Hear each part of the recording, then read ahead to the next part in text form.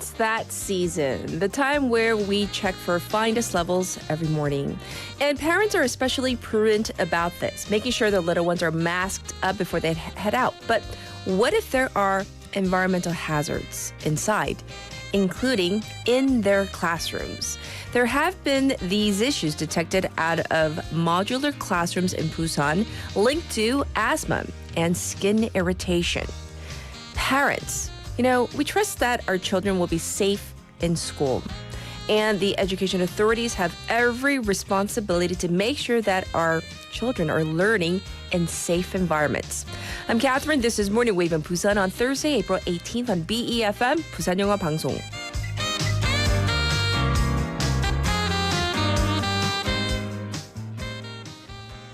Good morning, Wavers. I hope you are all doing well. Yesterday, though, I was kind of surprised when I got that little alert on my phone. I'm sure you did as well, as the city was under a fine dust and yellow dust alert. So we'll be checking on our air quality a little later on. In the meantime, though, we are talking about modular classrooms today and how they may be posing harm to children's health. First, what am I talking about? What are modular classrooms? So I'm talking about these temporary structures that go up when the main school building is overcrowded or if they need temporary classes. And in some cases, I've seen when they're doing construction on in one section of the school, then they put kids in these modular classrooms. So, I'm sure you've seen them. Initially, though, they were heralded as this kind of these fast, eco-friendly, and safe solutions. First introduced to Busan in 2021. 4 years on, though, inspections showed that the levels of harmful chemicals in the air inside these classes exceeded permitted levels. And this inspection came out after some students complained of nasal infections or eczema, commonly called atopy here in Korea. The parents had requested this air quality inspection, and the schools found high levels of total volatile organic compounds, which is an umbrella term for basically a pool of pollutants. Symptoms are similar to what we colloquially call the sick building syndrome or 새집 증후군. Because these structures are put up so quickly, they're not given enough time for the pollutants or chemicals to air out, if you know what I'm talking about. And experts, therefore, call for a full ventilation or kind of a bake-out process, as these pollutants, they're harmful to everybody, but especially harmful to young children. And now, time for a text topic today. Oh, we're having a which would you rather kind of day. Which would you rather choose? Live as yourself. By the way, that includes your current salary. Versus being an incredibly rich and famous actor or singer, but have paparazzi follow you everywhere. 오늘 힘들어요. 그냥 지금의 내 연봉으로 살기. 내 연봉은 진짜 중요한 거예요. 그리고 내 연봉으로 살기 versus 톱 A급 스타로 부와 명예 다 가지지만 모든 세상을 감시당하기. Which would you rather? So you got to weigh your options and share your opinion and also why. You can send them into BEFM's live stream, live chat on YouTube, pound 9050. That's going to cost you 101. You can reach me for free through Kakao Talk or app comment board. The various ways you can listen to our program are through, yes, the YouTube live real time. You can watch on that platform at your leisure and also on the Patbang app. You can listen to us as well. Today we have Lydia with Beyond the Headlines and Han with City Insights. For our special interview, we're going to talk about something that I think is really interesting. We always talk about millennials and then Gen Z, right? But what about this idea? Gen Z, the next blue-collar generation, And I actually read a couple articles regarding this, so I'm very excited that we're doing this interview today with an expert into seeing how, especially after the pandemic, Gen Z, their outlook and how they are choosing their jobs might have really changed. So let's tackle this in hour number 2, and I'll be back with today's headlines.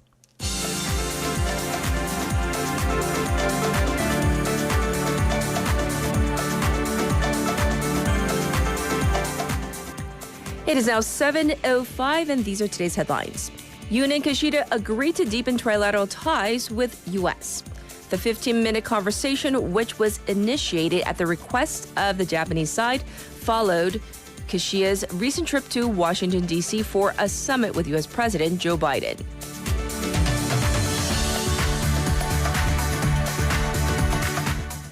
Presidential office not considering Moon-era aides in key positions. The presidential office denied reports yesterday that the former SMEs minister Park Young-sun and former head of the opposition party's think tank Yang Ang-cheol were being considered as prime minister and chief of staff candidates, respectively.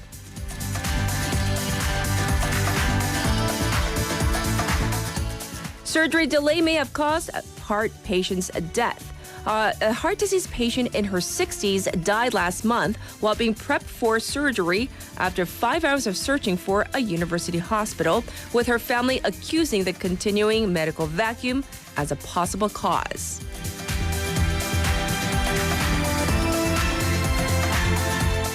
Finance chiefs of South Korea, U.S., and Japan recognized concerns over won and yen decline.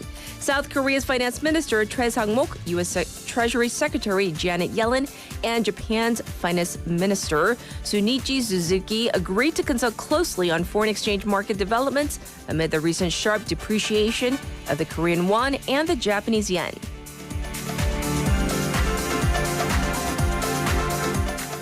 Biden seeks to triple tariffs on Chinese steel and aluminum. President Joe Biden threatened to triple the rates of tariffs on steel and aluminum from China as Chinese exports flood the global markets. And these are today's headlines.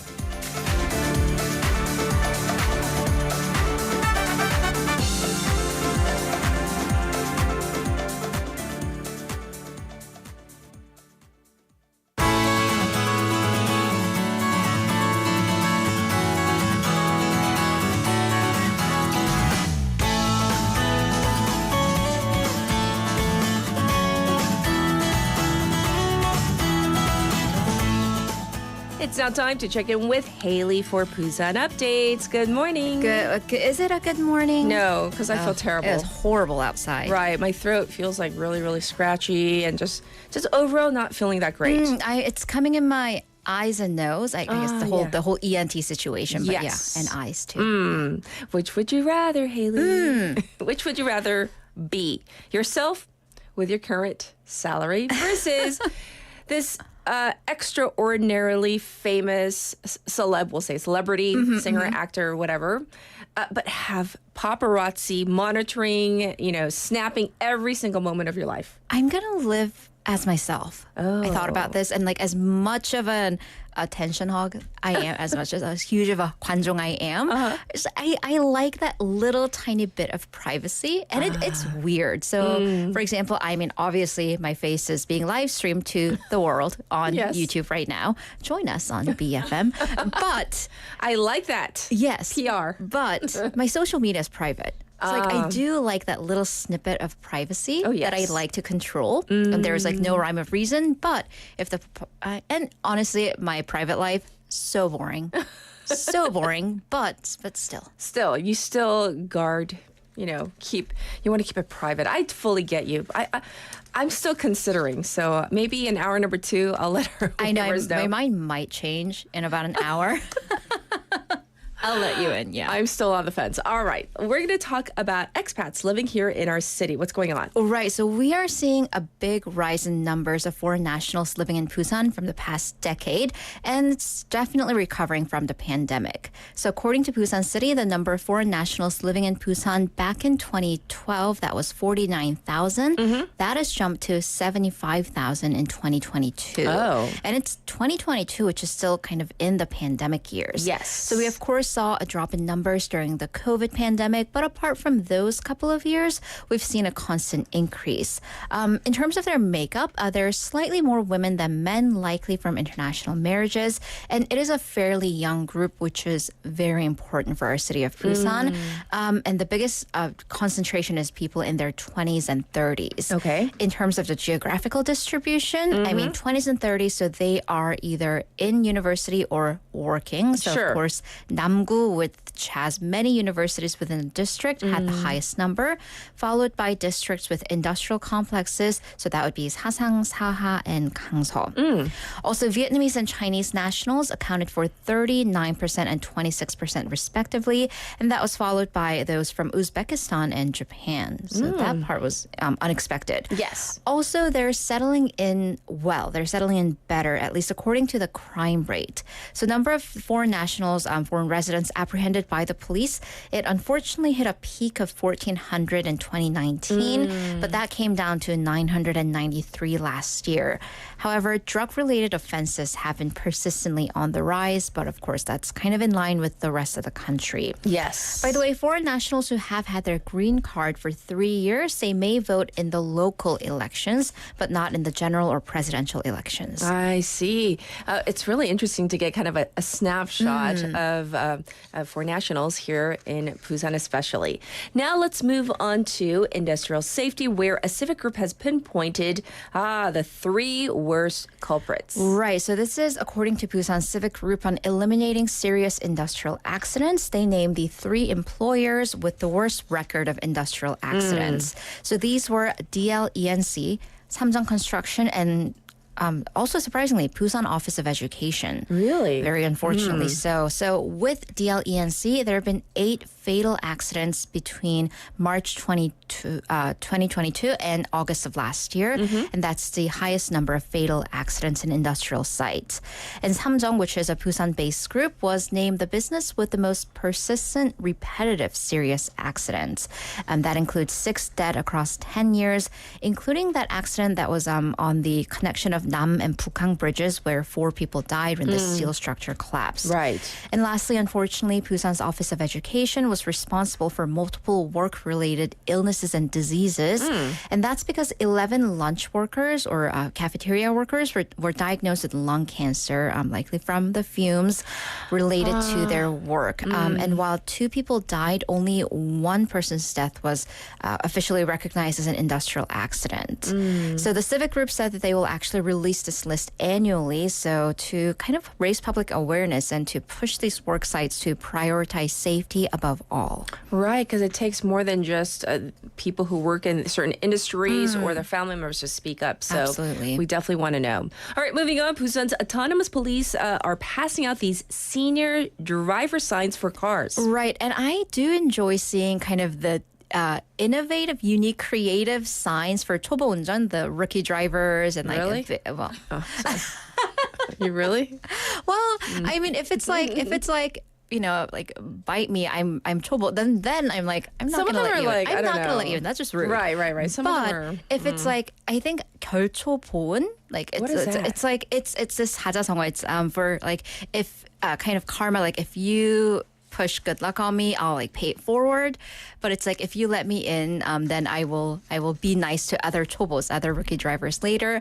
I also have a friend who's a super chobo, and she has 3 stickers on her bumper, and she's like, just in case they can't see from the left or right. I'm like, we can. I just have it like in the middle, left and right. And I'm like, we can, but I like that you try. Our producer's choice. 3시간째 직진 중. Oh yeah, exactly. Because sometimes it happens. Like especially like if you get on like an expressway. Exactly. And then you're like, when do I get out? Can I go down? And the car behind you is really far, but you're like, what if they hit me? I'm Like, what if they speed up? they're not gonna. All right. Anyways, Yes. So there are the rookie driver signs, but now on the other end of the spectrum, there will be senior driver signs. Oh. Because we're in Busan, a super Yes. aged society, so we're particularly vulnerable to traffic issues that may come with having such a high senior population. True. So to that, as of last year, over 46% of those who actually died from traffic accidents were senior citizens.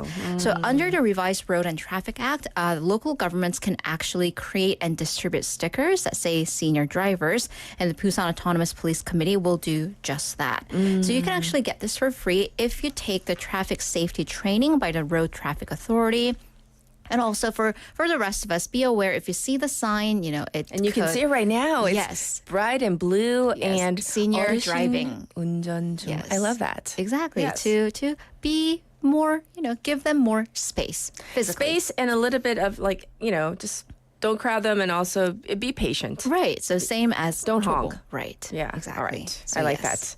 that. All right. Lastly, there is a new children's library opening in Busan. We all know how excited I get about libraries, but a little flashback. Do you remember Yes. the show 느낌표? I don't think you were in the country for I've that. never heard of it. What is this? So What is this was like 느낌표? an old NBC show, exclamation point, 느낌표. There was a segment called 책을 읽읍시다, like let's read.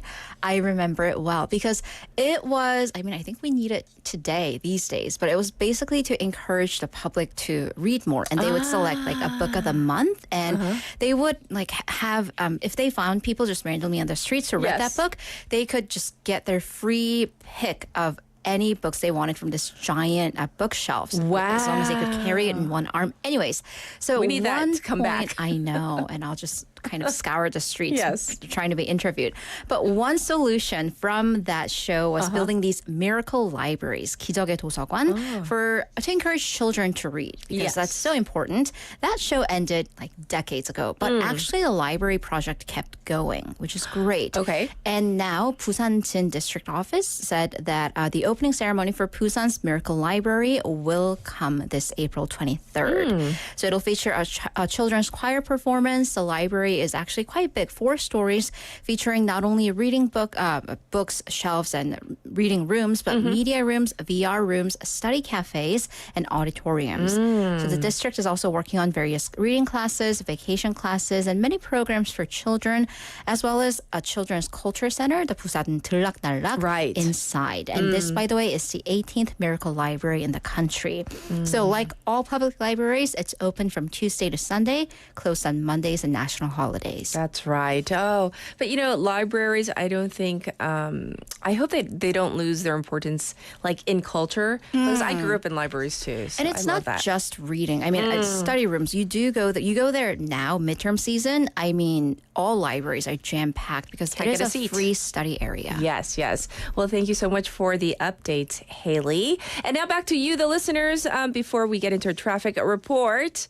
Which would you rather? Oh, I love these questions. Which would you rather be? Live as yourself with your current salary versus being fabulously rich, wealthy, famous, but have paparazzi following your every move. Like you can't even go to the public restroom without them following you. Like that closely. 자, 우리 웨이버님들, 선택해야 돼요. Which would you rather? 나는 나대로 살 거다. 하지만 나라는 게 지금 연봉 포함된 거고요. 살기 vs 톱 A급 스타로 한번 살아보고 싶다. 하지만 사생활 다 감시 당하기. Which would you rather? And here, as you think about it, is your traffic and weather.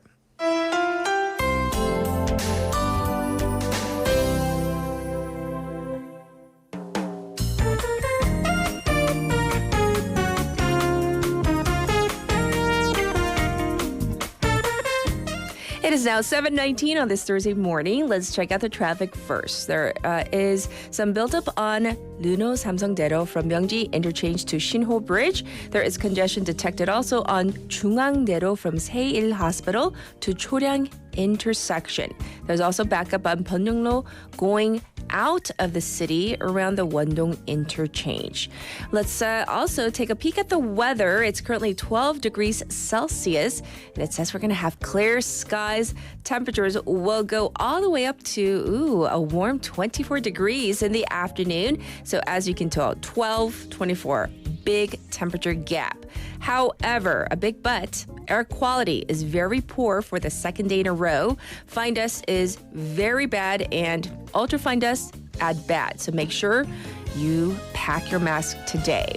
This was your traffic and weather.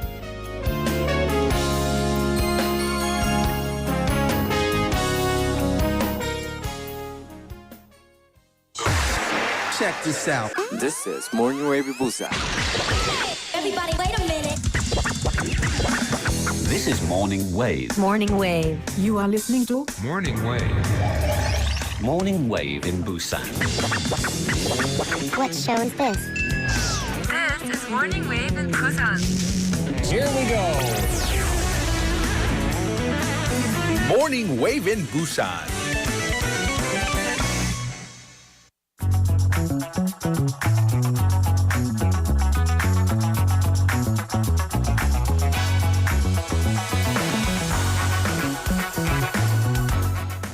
It's now time for news. You know, if our waivers could hear what we say off air, I wouldn't have a job. Are it you would be kidding? so off air. Are you kidding? We're so bitingly that funny. would be the Reality last bites. day I'm allowed into this building. Hey, on our last day, let's do it. Let's go for it.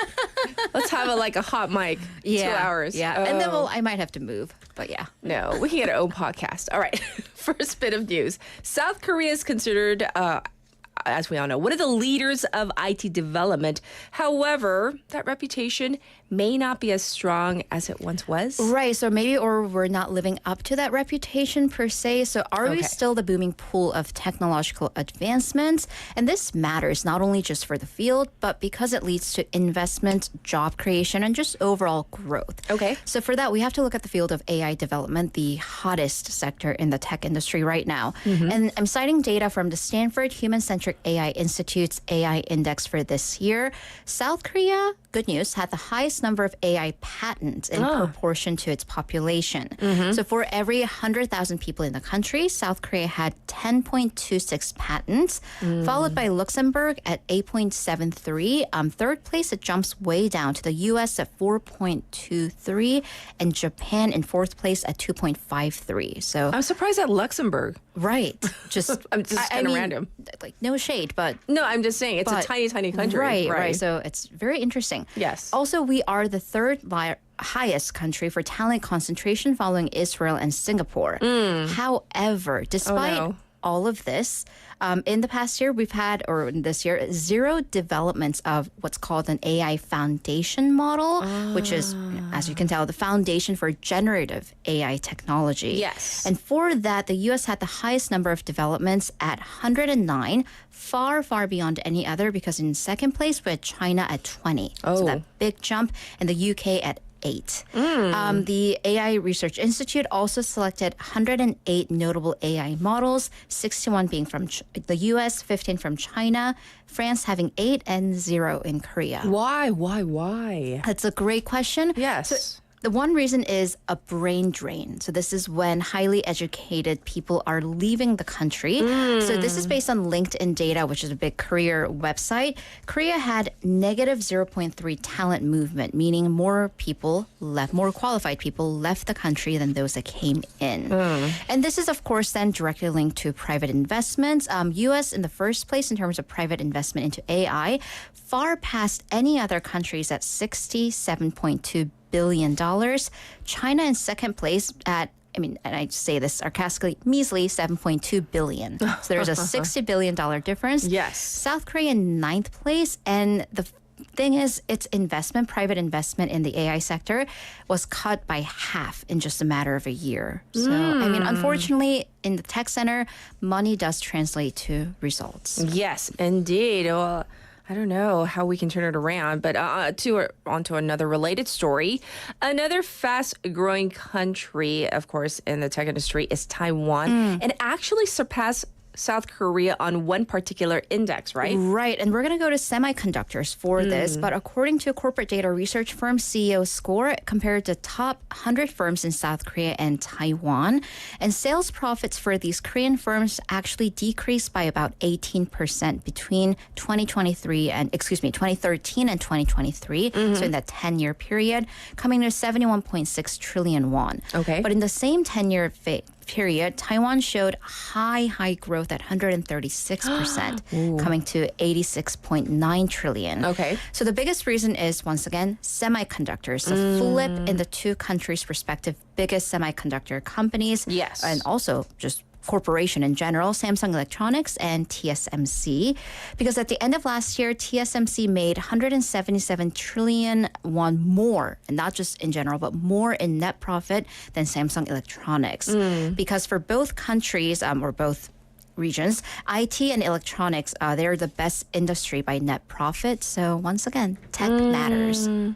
I don't know. Can we change the tide? We'll see. All right, now we're going to turn to the rise again in the cost of living. Yeah, because I would love to stop talking about it because Yes. I'd love to stop seeing it, Yes. but it just keeps coming. And this is according to Shinhan Bank's financial life report on the average person. And this is why I brought it in, because it excludes the Teber Uber wealthy. the uber wealthy, Yes. the uber wealthy, rich and famous with no private lives. So they surveyed 10,000 people between the ages of 20 and 64 who are economically active. They have jobs or businesses. Sure. Average household income per month, 5.4 million, so 540만 원. But while income did increase from the previous year by 4.4%, spending increased by 5.7%. So basically, it feels like we're making less money because there's less left in my pocket after I pay the Yes. bills and groceries. So about 40% of people said that their spending did increase, and 96% said that it has to do with inflation. So therefore, about 70% of people are actually trying to bring their own lunch to work or utilizing their workplace cafeterias if they have one, usually just trying to spend less money on lunch. Yes. And then, this is really interesting, almost 17% of people worked at least 2 jobs. The biggest reason being they're trying to make more money. And the most common second job was for people in their 20s and 40s in the service industry. So that could be in the Yes. convenience store, wait staff. And then 30s, 50s, and 60s, creator, blogger, YouTuber, and tutoring. Interesting. So Oh. I'm like, we have senior bloggers and creators. That's great. Wow. Very, very eye-catching. All right. Well, in line with this story, prices of everyday items are on the up. It's like a broken record. Up and up and again. And be, buckle down, because usually post-election season does lead to kind of floodgates opening in terms of these not so great news. So the 4 major convenience stores in the country said that they're increasing the price of ballpoint pens by 33%. Oh. Lighters will go up by 100 won. Razor blades go up by about 10%. Sanitary pads, their prices will increase by about 200 to 700 won. And these are all due to raw material increases, prompting a spike in wholesale prices. Soft-boiled eggs, those like something ran, the hunjaran, the they're smoked so eggs. yummy. Yeah, the common breakfast items Yes. for people on the go. They're going to go up by 10%. So start lot. boiling your own eggs. Yes. Also, the 3 major grocery chains are raising prices on fabric softener and sanitary napkins. Also, next month, be prepared to see increases in the price of snacks, processed seaweed, and some ramen products, especially the jajang, the black soybean sauce kind. Again? I know, again. Like the snacks. So we talk about like snacks and Right, I ramen should products just again. record myself and play it over and over again. Yeah. All right. Lastly, we reported on several accidents yesterday, but there may be a correlation between accidents and then we were talking about this. Yeah. That find us really? This was one of our off mic moments. I did notice that there was a correlation between bad weather and accidents. Of Yes. course, it makes sense on rainy days and cold days, icy roads. Right. But did you know that fine dust actually could cause accidents?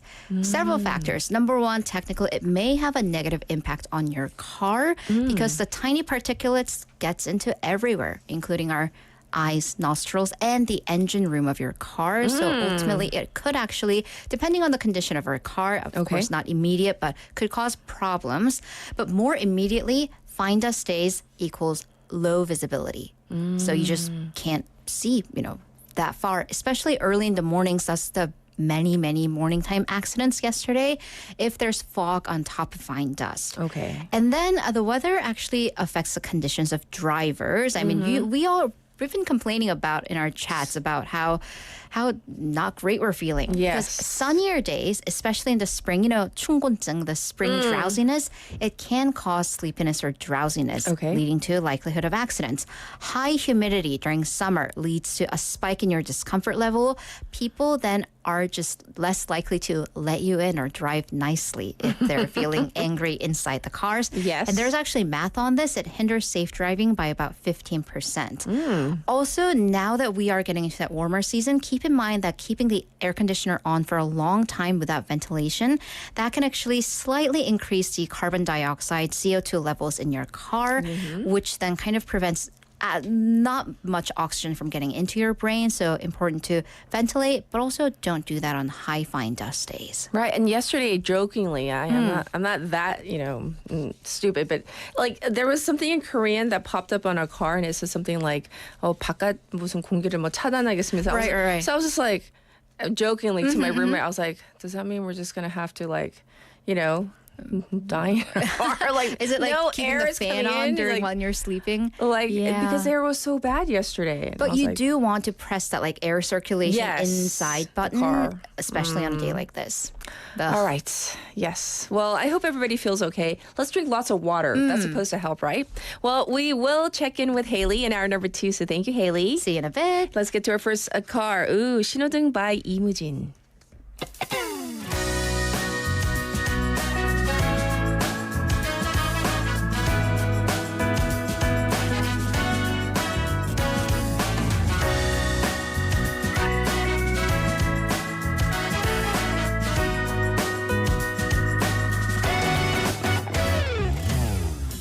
이제야 목적지 정했지만 가려한 날 막아서 내 난 갈 길이 뭔데 새빨간 얼굴로 화를 냈던 친구가 생각나네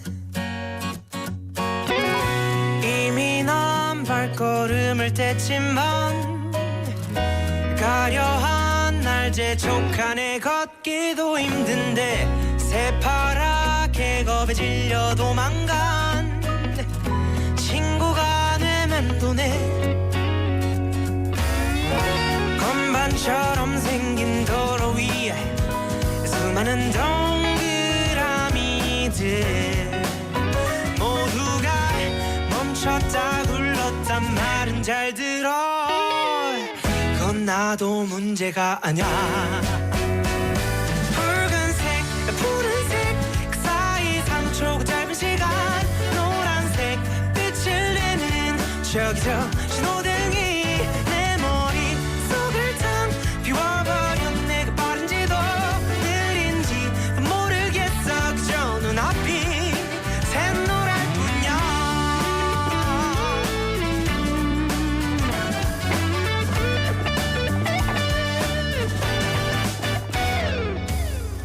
솔직히 말하자면 차라리 운전대를 못 잡던 어릴 때가 더 좋았었던 것 같아 그때는 함께 온 세상을 거닌 친구가 있었으니 건반처럼 생긴 도로 위에 수많은 조명들이 날 빠르게 번갈아가며 비추고 있지만 난 아직 초짜란 말이야 푸른색 그 사이 3초 그 짧은 시간 노란색 빛을 내는 저기 저 신호등이 내 머릿속을 탕 비워버렸네 그 빠른지도 느린지도 모르겠어 그저 눈앞이 샛노랄 뿐이야 꼬질꼬질한 사람이나 부자 곁엔 아무도 없네 삼색 조명과 이 색칠 위에 서있어 괴롭히지 마 붉은색 푸른색 그 사이 3초 그 짧은 시간 노란색 저기 저 신호등이 내 머릿속을 텅 비워버려 내가 빠른지도 느린지도 모르겠어 그저 눈앞이 샛노랄 뿐이야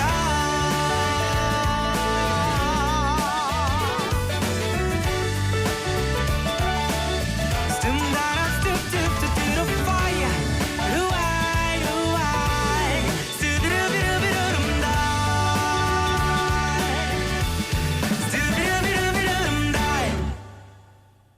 Welcome back, everybody. It's 7:34 on this Thursday morning. We're talking about modular classrooms today and how they may be posing harm to children's health.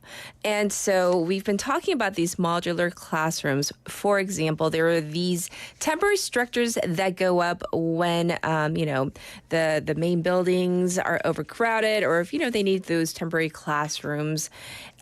So this is something that is very common apparently here in Korea as it's been for the past few years. But the problem is once again, kids are complaining of nasal infections and even eczema. It's known as atopy here in Korea, and then it's just not a good thing. And the high levels of such compounds, so total volatile organic compounds, is why it's an issue. And so we should be, I don't know, the thought is this. When you send your kids to school, do you not assume that they're going to be safe?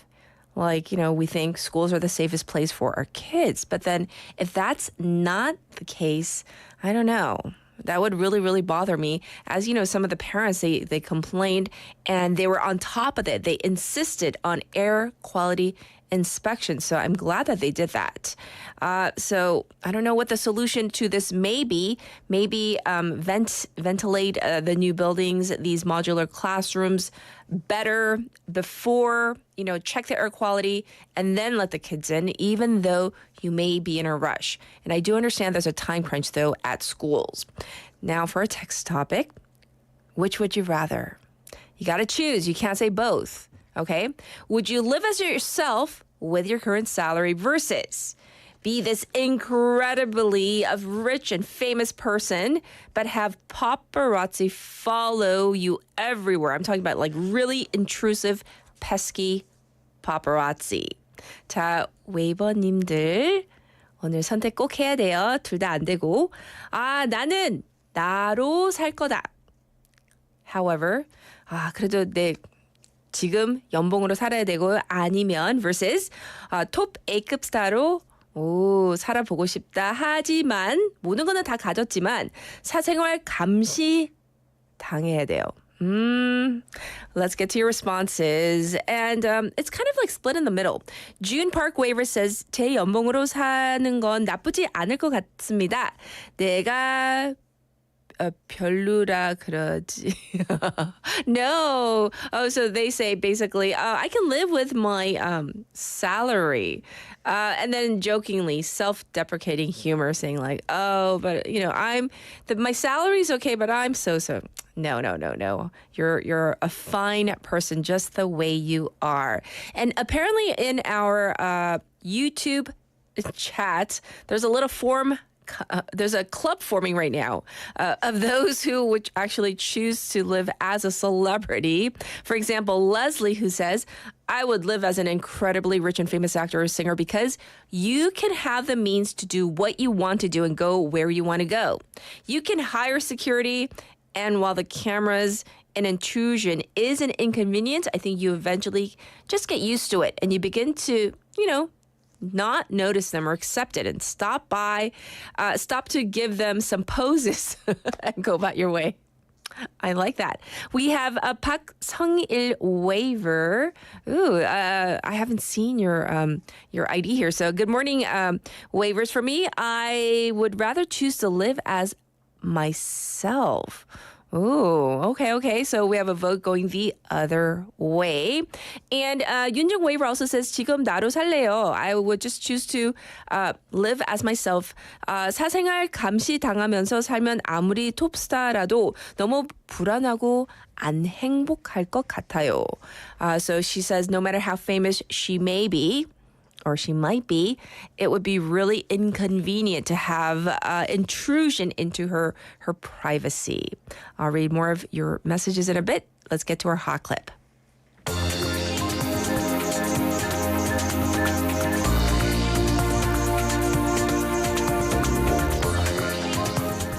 For today's hot clip, I want to share with you a story out of the United Arab Emirates. Have you seen the footage of Dubai highways and malls being flooded, schools being closed? Let's take a look or listen from 9 News Australia. Dubai has been hit by a once-in-a-generation superstorm. Nearly 2 years' worth of rain has fallen in a single day, causing chaos on the road and on the runway. Splashdown at Dubai International Airport, an Airbus looking more like a seaplane. The city, known for its arid desert conditions, caught off guard by the unexpected deluge, washing out shopping malls and the metro.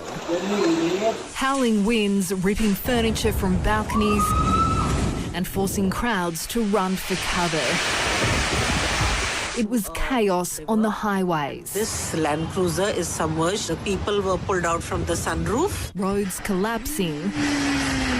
Treading water, one of the only ways out. As the storm rolled in, the sky turned an ominous shade of green. 160 millimetres falling in just 24 hours, double what the city normally receives in an entire year. Abu Dhabi to the south also swamped. Shops in Sharjah to the north smashed by waves as drivers tried to escape. Who would have thought you'd ever need a boat in the desert?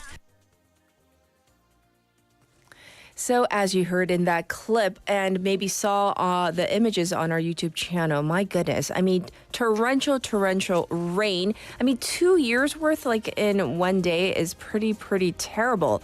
Pretty meaning like I don't even have the adjectives to describe what it would feel like. So I certainly hope that everybody is safe and sound. But you know, when we've had torrential rain like that, where it's just been we've been inundated, and so such a remarkable sight to behold, and that's why it was your hot clip for today.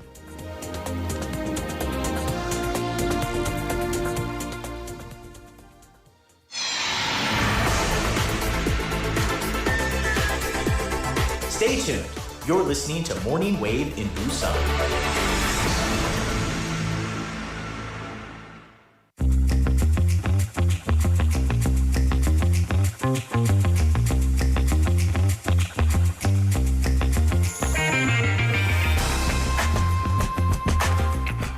It is now time for Beyond the Headlines. We have Lydia here. Good morning. Good morning. Are you okay? Like, you look fine. It's just like I was clearing my throat, and I know this fine dust is just like affecting everybody, right? So hazy outside. Ugh, so gross. Yes. Dystopian. Yeah. Dystopic. Dystopian is right. Dystopian. You're like, it's too early. Is it right. We fully understood what you said. Right. So we're playing Which Would You Rather real quick. Would you rather be you yourself with your current salary versus someone rich and famous but have paparazzi follow you everywhere? A or B? Choose. 3 seconds. It's not a still frame. Come on, Lydia. You got to choose. I would rather be myself. Oh, you rather? Yes. I make way too many mistakes throughout the day to be exposed. But yes. Oh, I get it. I'm a clumsy clown. So there would be some like weird photos of you. You're a silly goose. Oh, that's an interesting take. Okay, very interesting. Well, let's get into our topic for today. What do you have for us? Well, even the air quality today isn't so great. The weather has been certainly getting a lot nicer, and it's officially the best time of the year to run outside. And yes. I'm seeing tons of runners out there. Do we have any runners in the studio right now? Haley runs. Yeah, Haley runs. Oh my God, Haley, we should run together. I mean, we had that, over the Gwangali Bridge run like a few weeks ago. There was a marathon in Gyeongju, same weekend, I believe. Also, there was a Daegu marathon that just happened. I mean, by the way, did you see those runners from Africa that completely dominated these competitions? Yes. Runners, they're from Kenya and Tanzania, if I'm not mistaken? Yes. And I believe the fastest male runners all made it within 2 hours and 8 minutes. They ran 40-some kilometers in 2 hours. Wow. And apparently no Korean runner made the top 8. So these visiting runners completely crushed it. And last Sunday, Beijing also hosted a half marathon. Sure. And let me tell you, it's been quite the stir that's happening. Footage was released from the race's finish line showing 3 African runners. There were also foreign runners involved, seemingly sort of intentionally allowing a Chinese competitor to claim victory. So just as China's top long-distance runner was nearing the finish line, the video captures a moment where these athletes sort of like step aside, slightly slowing down their pace, and I'm sorry to interrupt, but I want our listeners to see, you can see actually the 3 runners, and then you can see they were like looking at each other. Looking at it's like nunchi, and then saying kind of like allowing slow down. the Chinese runner to sort of go, and the Chinese runner is like literally just like sprinting the hardest he could. It looks fixed, let's be honest. Yes, and it definitely left a lot of spectators totally stunned. Right. And since then, there's been a flood of public reaction online expressing suspicions. And the incident received significant attention on the Chinese social media site Weibo, with users criticizing what they saw as a quote-unquote embarrassing result. And some are saying that this will certainly be the most embarrassing championship in Haejie, the runner's career. A spokesperson at the Beijing Sports Bureau said they were now investigating the incident and will announce the results to the public once they are available. So, I mean, let's talk about the runners first, and then we'll I guess, kind of discuss, but yes. Yeah, so He Jie is the Chinese runner, a 25-year-old gold medalist at the Asian Games marathon last year. He apparently broke China's marathon record twice in the past 2 years. He's no doubt one of the best runners in the world right now. And at this half marathon, he crossed the finish line in 1 hour, 3 minutes, and 44 seconds to claim the 5,500 first prize. Still very impressive. But in the clip, you can see the African runners cheering on He Ray, and then after the race, they were like giving him pats on the back and sort of like smiling for him. What? But he looked somewhat sad, despite that he had just won his first ever victory in a competitive half marathon. And the Chinese runner, told reporters after the race that he was actually not in his best competitive state. But he still didn't address the controversial finish. I mean, okay, so we got to get into the controversy, because when we talk about any type of sporting event, baseball, soccer, running, we have this expectation that it's going to be fair, because it's all about competition, right? Is it not? And so do we know what happened? And, people are, questioning the integrity of the race. And one of the other runners from Kenya actually told BBC Sport Africa that they actually allowed him to win.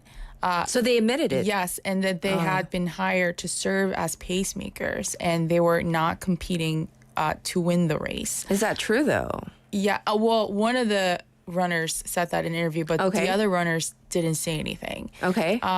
They apparently, all 3 of them, entered a race as not official competitors, but as pacemakers. But apparently pacemakers have a sign that says pacemakers, but they didn't. They were running like a regular runner. Right. And this guy revealed in an interview that their job was to set the pace and help the guy win. But unfortunately, the Chinese runner didn't achieve his target. He apparently had the target to break the national record, and maybe that's why he was like looking sad or something. But it was like a minute slower than the fastest record. The company X-Step, a Chinese sports brand that sponsored the event, has a contract with THU and also most likely have hired these 3 African runners. Okay. The African runners are all wearing this brand's shoes in the race, which indicates maybe that's what happened. The company ended up making an official announcement that the situation is still being confirmed and verified by multiple parties, but we will find out, I guess, eventually. I guess, but now we have trust issues because once again, we have this expectation and we're not like, silly enough to think that, everything's always fair, but at least like some semblance of fairness, right? Yes. And I mean, this is also not the first time a running race has been in this sort of scandal in China. So with some people saying that long distance running has been very popular in recent years among China's middle class, there have been numerous instances of cheating in poor organizations that's gotten more international attention recently. In 2018, at a half marathon in the southern city of Shenzhen, 258 runners were found to have cheated. They were caught on traffic cameras darting through trees to take a shortcut. This one's my favorite. In 2019, a woman was filmed riding a green rental bike at an international marathon in eastern China. She was told to get off the bike, only to be seen getting back on it again. Are you serious? Yes. I don't know. Then why I'm just saying. I feel like I kind of get her though. But regardless of where you're from, I don't care what her nationality is. Why are you a runner if you're going to get on a bike? And why are you going to cheat? I'm sorry. Okay, let me tone it down. Yeah. Why are you going to cheat? Whoa, What's the calm down. point of being in a competition? I don't get it. I just don't. But I mean, this certainly doesn't just happen in China. Of course, though. yes. And, last August at the Mexico City Marathon, a report said competitors who were disqualified for unsportsmanlike conduct was 1,800. At the same marathon previously in 2018, over 3,000 runners were disqualified at this.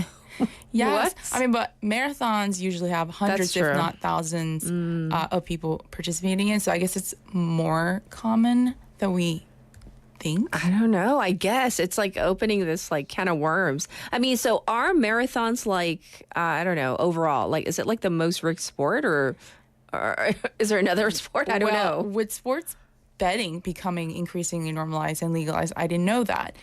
There's been a study from a couple of years ago that looked into sports that are rigged more often than any other in sports betting. Let me give you a list and you can guess. Soccer, basketball, tennis, esports, which is like a computer game, hockey. Do I have to choose? Yes.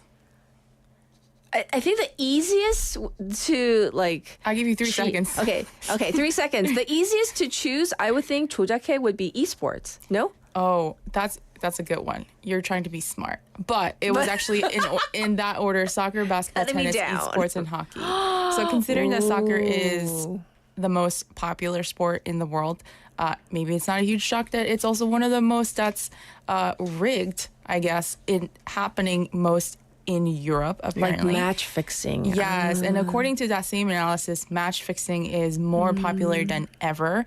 And in that particular year, in 2021, it cost the legal betting industry at least about $180 million. It's a huge, huge thing. That's huge.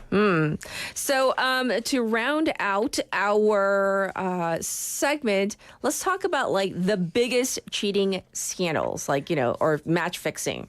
Well, are you familiar with the 1919 the Black Sox scandal? Are you talking about baseball? Yes. Okay. So some say it was the first bombshell scandal in professional baseball. Members of the Chicago White Sox were accused of intentionally losing the 1919 World Series against the Cincinnati Reds in exchange for money from gamblers. That's terrible. 8 players were involved, and they were all arrested. In 1994, the biggest scandal in figure skating. Oh my gosh! Yes. Yeah, so scandalous. Nancy Kerrigan was attacked by this man with a bet. She was a skater. Turns out, allegedly, he was hired by an ex-husband of another skater, Tanya Harding. Yes.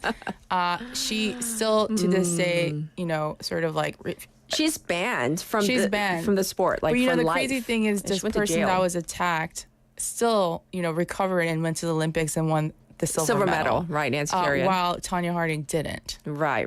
Yes. And one more. We got to wrap it up.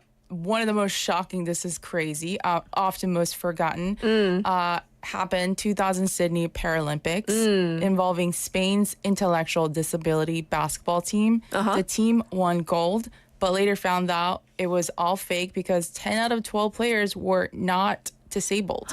They faked their disabilities? Yes, because it was like intellectual disability that they were there for. Oh, goodness. Can you believe that? Well, we can look forward to the Paris Summer Olympics, and hopefully there won't be any cheating going on there. That's what we're going to talk about next week. Right. All right. Well, thank you. We'll check in with you next week. Thank you, Lydia. Yeah, see you next week. And here is Lovesick Blues by Jamie Cullum. I'll be back at 8.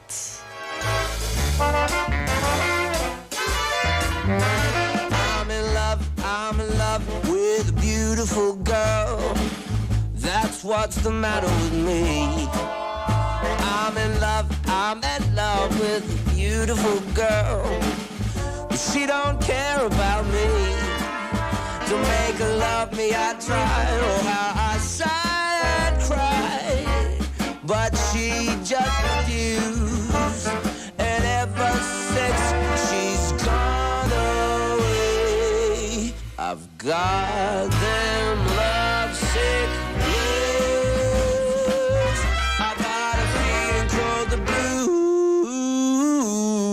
since my baby said goodbye. Seems I don't know what to do.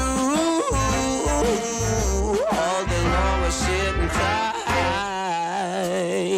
That last long day we spent alone, but I'm yearning for it yet. She thrilled me and filled me with a kind of loving that I will never forget. The way she called me sweet Jack. It was just a beautiful dream.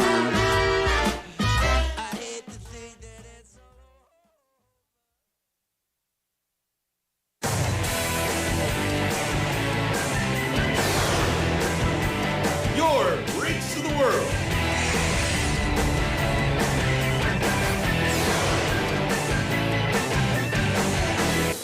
befm 부산영어방송.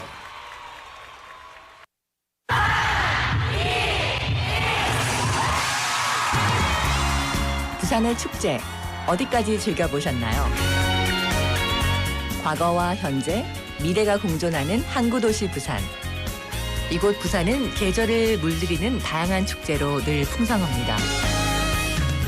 봄의 시작을 알리는 봄꽃 축제부터 부산의 여름을 만끽하는 바다축제, 전 세계 영화인들이 모이는 부산국제영화제와 새로운 시작의 해맞이 축제까지. 부산의 축제는 우리의 열정을 가득 담고 있습니다. 바쁜 일상은 잠시 뒤로하고 특별한 시간을 선물 받는 바로 이곳 부산에서 우리의 삶은 축제가 됩니다. 축제로 하나 되는 부산, 여러분은 어떤 축제를 기다리시나요? 이 캠페인은 대선공익재단과 bfm 부산영어방송이 함께합니다.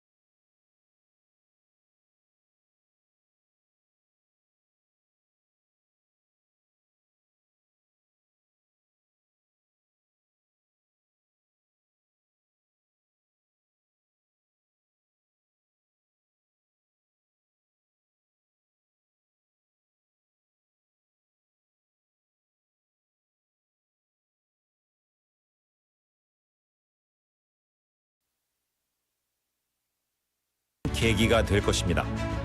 부산 글로벌 도시재단은 세계 시민을 연결하는 네트워크로 도시 외교의 중추적 역할을 담당하고 글로벌 부산의 미디어 플랫폼인 부산영어방송을 통해 영어하기 편한 도시 부산을 만들고 있습니다.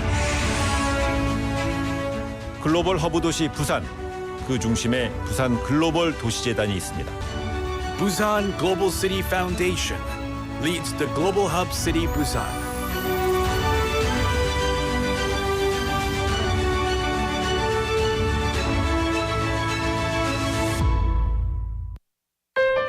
부산영어방송에서는 bfm을 함께 성장시켜 나갈 방송 모니터 요원을 모집합니다.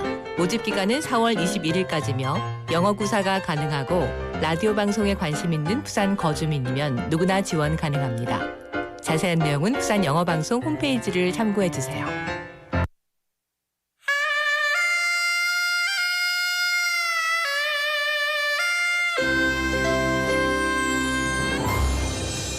The time is now 8 o'clock.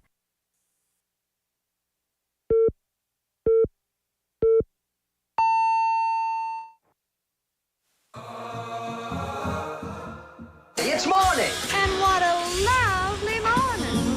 Dynamic Busan. Good morning. Good morning. Good morning. Good morning. Hello, Shelly.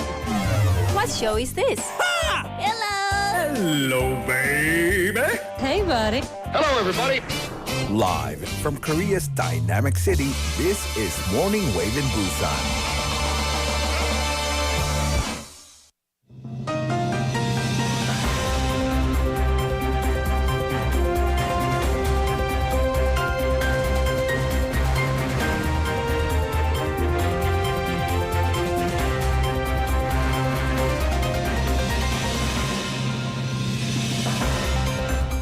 It is now 8 o'clock and this is News Highlights. Yoon and Kishida agreed to deepen trilateral ties with U.S. President Yoon Suk-yeol agreed during phone talks with Japanese Prime Minister Fumio Kishida on Wednesday to promote bilateral and trilateral cooperation together with the United States. The 15-minute conversation from yesterday was initiated at the request of the Japanese side following Kishida's recent trip to Washington, D.C. for a summit with U.S. President Joe Biden. The two leaders also shared their opinions on their respective responses to North Korea and agreed to further develop their close cooperation in dealing with issues related to Pyongyang.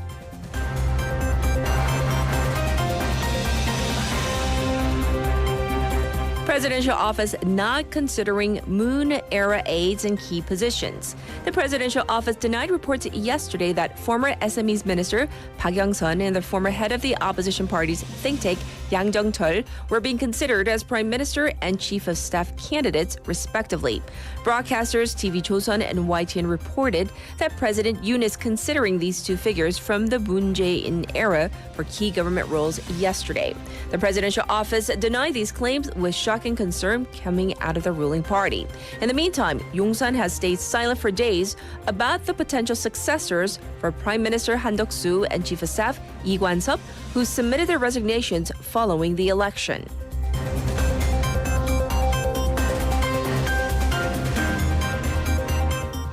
Surgery delay may have caused heart patient's death. A heart disease patient in her 60s died last month while being prepped for surgery after first responders spent 5 hours searching for a university hospital. According to reports yesterday, the woman experienced chest pains while working at a farm in Kimhae, but she was turned down by 6 hospitals in Gyeongnam before a hospital in Busan was able to see the patient. But she had to be relocated to yet another Busan area university hospital that could perform the surgery. Her daughter expressed deep grief for the loss of her mother and complained about the continuing medical vacuum as a possible cause.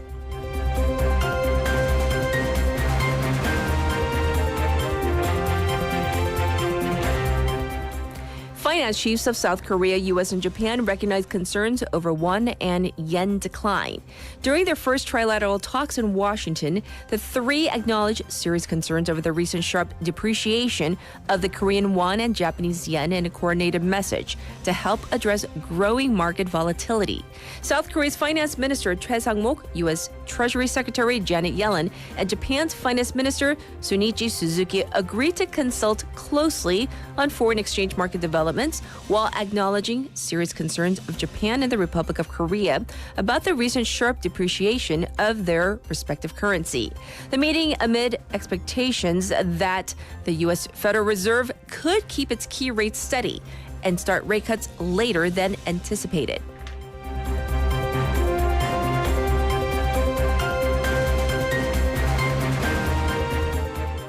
Biden seeks to triple tariffs on Chinese steel and aluminum. President Joe Biden threatened to triple the rates of tariffs on steel and aluminum from China amid pressure from labor unions concerned about the survival of the U.S. steel industry as Chinese exports flood the global markets. This would triple the existing 7.5% tariff to 25%. Courting steelworkers' votes in the crucial swing state of Pennsylvania, Biden said that China was cheating, not competing, adding that Pennsylvania and Ohio lost 14,000 steel jobs between 2000 and 2010 when China first began flooding the markets. This was News Highlights.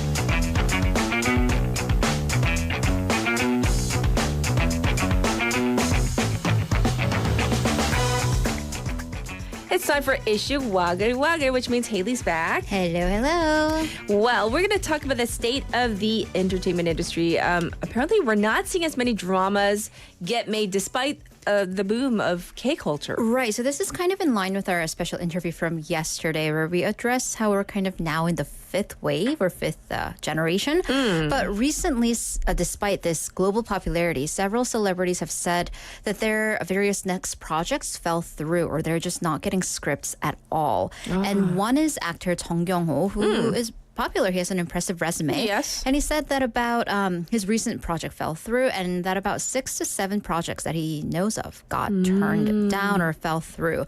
And a fellow producer on the same YouTube channel where he talked about this also added that he heard that even projects with great actors, writers, and producers are getting canceled. And other actors like Lee Jang-woo, Han Ye-sil, and even Ko Hyun-jung, they're all saying they're not getting scripts. They're just not finding jobs. So the entertainment / especially the drama industry is especially going through a kind of a dry spell right now. And what's the reason behind this? I mean, the demand is obviously high, seeing how popular Korean dramas are. And that's the irony because the global boost in Korean dramas kind of came from like Squid Game, as the experts said, with OTT platforms ushering in this era of international audiences. But they also raised the bar too much on the actors' pay. Because, I mean, we're dealing with way different units of measurement when it comes to money. So pre-COVID times, at an average broadcasting station's K-drama, one episode costs about 800 million won, 8억 won to produce. But that has tripled with global OTTs and their budget. Along with that, payment for actors. But broadcasting channels and networks, they have a very limited budget to work with, and then that actually diminished even more with ad money just going out the door during the pandemic years. Sure. But apparently the actors are demanding the same fees they get from OTTs to the networks. And also that's not only just for actors in leading roles, but supporting roles as well. So the market going rate for A-level actors is not in the 100 million won level, but you know, that's what they're demanding, and that's what some of them do get paid. But the thing is, the overall budget just cannot match that. So insiders say that one leading actor, if he or she is a top level actor, actress, will then wind up taking about 30% of the entire production budget. And that's one person. So then they just don't have enough money to go around for the rest of the staff and crew. So insiders say now that the wealth and power is congregated within a group of about 15 to a maximum of 50 actors and actresses. And that leads to supporting the less famous actors, actresses with less clout, and the rest of the production basically dividing up the breadcrumbs. Hence the lack of production that's going on right now. I get it now. All right, this next story is a follow-up to one that we've covered before. This adult festival that was going to take place in Suwon.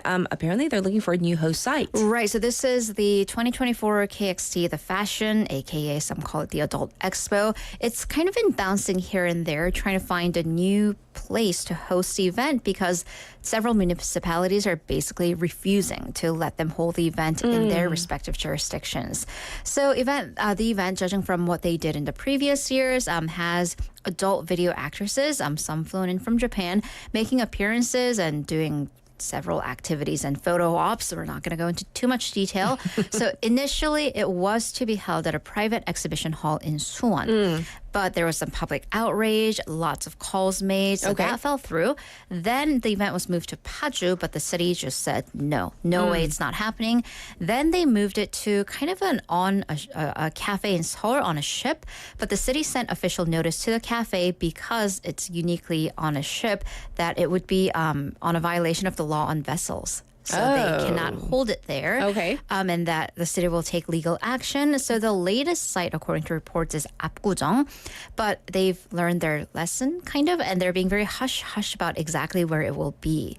So if you go to their official website for registration, the social media site says that it will be in the, quote, 260-meter vicinity of the cafe street in Apgujeong. And then it'll send separate text messages the day before the event to people who paid for the tickets to tell them exactly where it is. So cloak and dagger. Right, Yes. but Gangnam District Chief Jo Sung-myung is also not having it. He took immediate action, sending public notifications to the 300 establishments in that 260-meter vicinity. Really? Yeah. And public officials had to deliver the letters that the festival may be in violation of Food Sanitation Act if they're having any, activities. Yeah. And varying levels of nudity. And they're also working with police and local business associations to crack down. And Cho said that he will bring in all administrative resources to prevent what he calls the socially disruptive festival from taking place in his district. We're a family show, so we can only give you the mild details.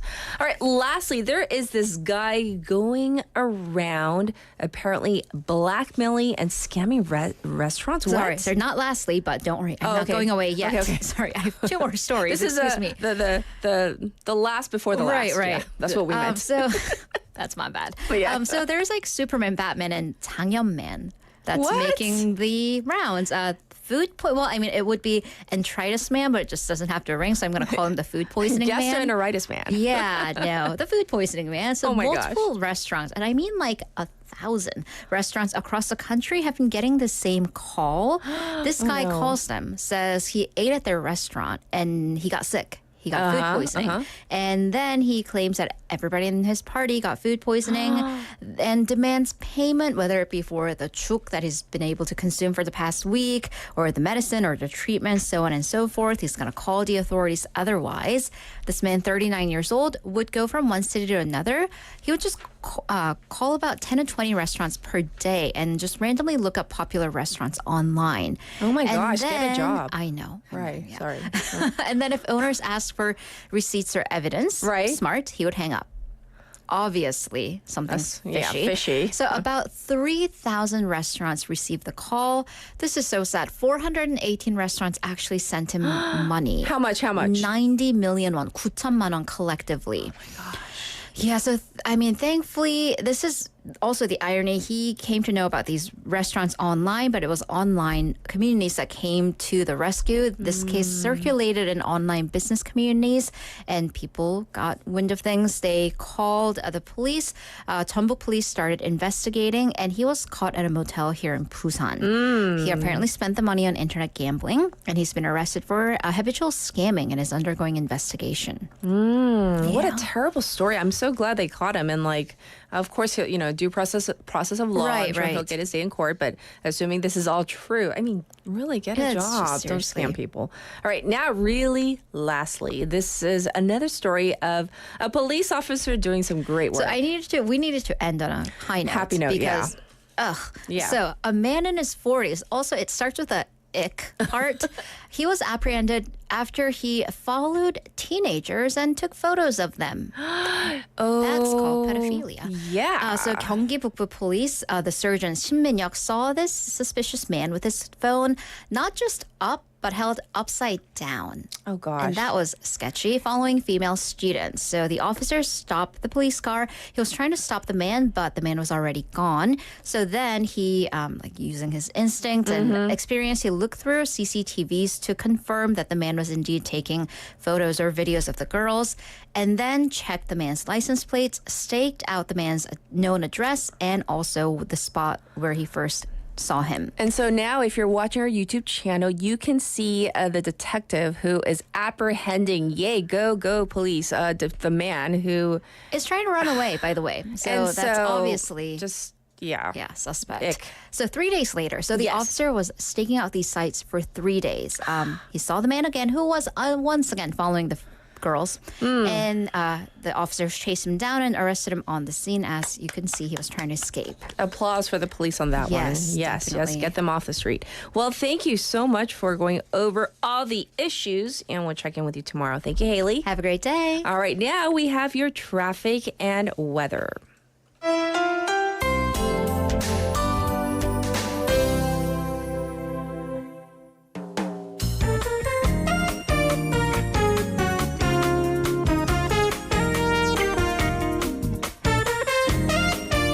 It's now 15 past the hour, and here's your updated traffic report. It is slow going on the Dongso overpass from Hwangryong Interchange going towards Jinyang Interchange. There's congestion detected on Jungang Expressway from Samlak to Daejeon, and that is actually going on for about 3 kilometers, so there's a lot of backup there. Also backup building on Chungnyeol-daedo from Binam intersection to Daeseong intersection, and there's also traffic building on Gwangan Bridge going toward Namcheon. Well, it is currently 24 still, but it's going to go all the way up to a nice 24 degrees Celsius in the afternoon.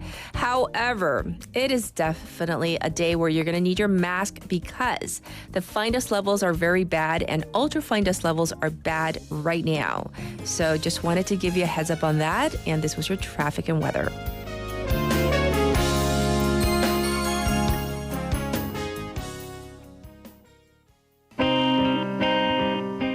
This is Don't Speak by No Doubt. You and me, we used to be together, every day together, always.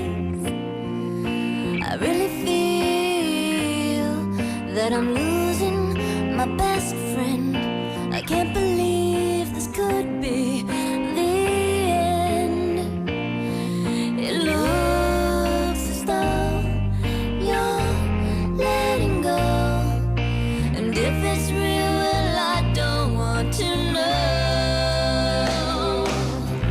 Don't speak, I know just what you said, so please stop explaining. Don't tell me 'cause it hurts. Don't speak, I know what you're thinking. I don't need your reasons. Don't tell me 'cause it hurts. Our memories, they can be inviting, but some are altogether mighty frightening. Every time for you and I, with my head in my hands, I sit and cry. Don't speak, I know just what you're saying, so please stop explaining. Don't tell me 'cause it hurts. No, no,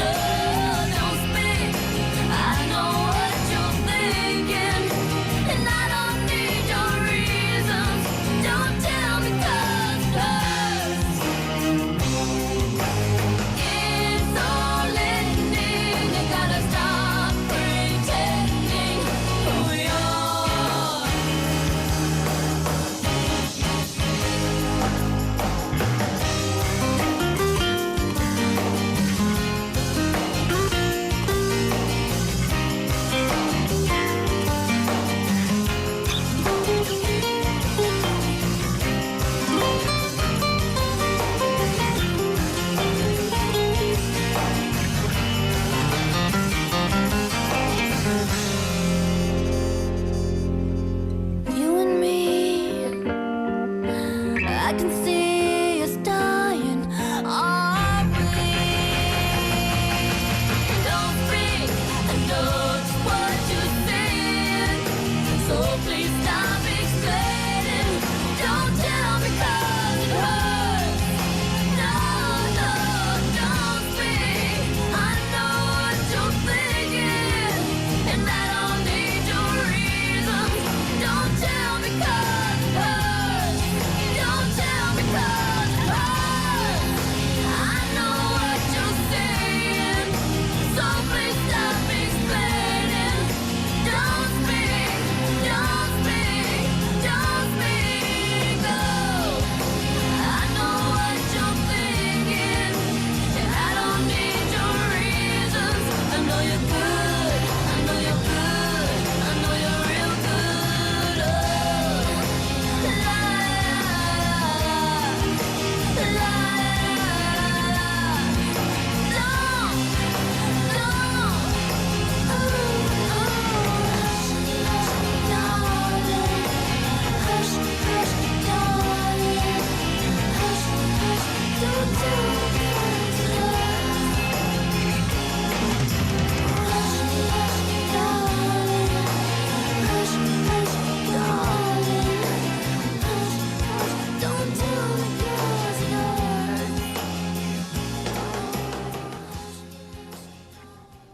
Welcome back, everybody. Before we get into our special interview, one last time for our text topic. Which would you rather? One of those questions you have to pick.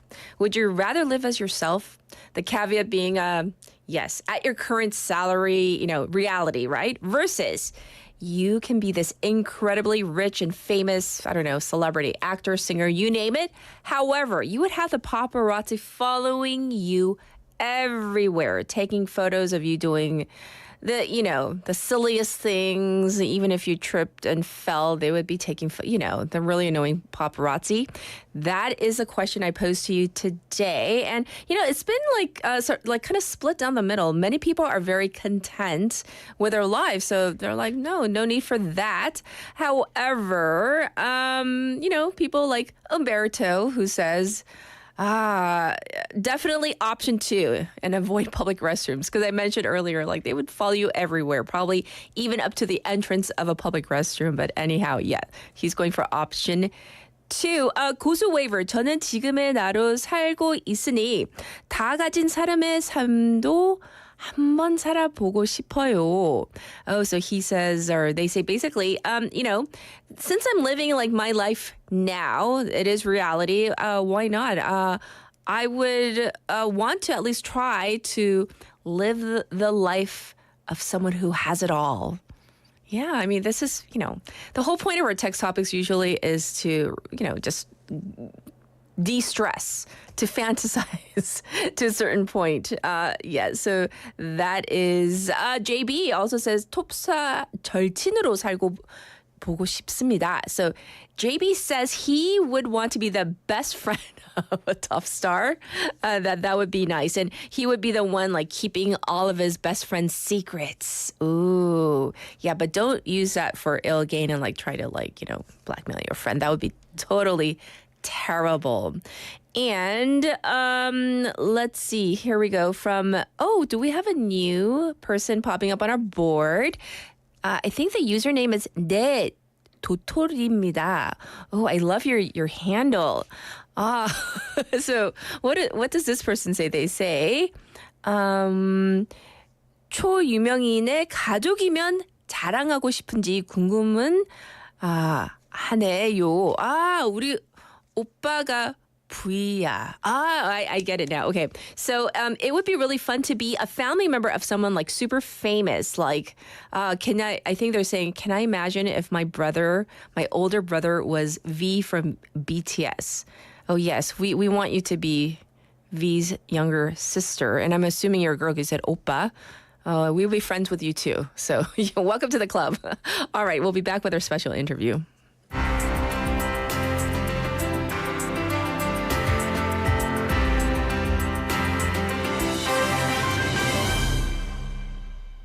For today's special interview, it was just last year that the trades industry was calling out for more Gen Zers to help fix labor shortages due to retirement and a general lack of manpower. However, a recent Wall Street Journal article reported that enrollment in vocational training programs is actually surging as overall enrollment in community colleges and four-year institutions has actually fallen.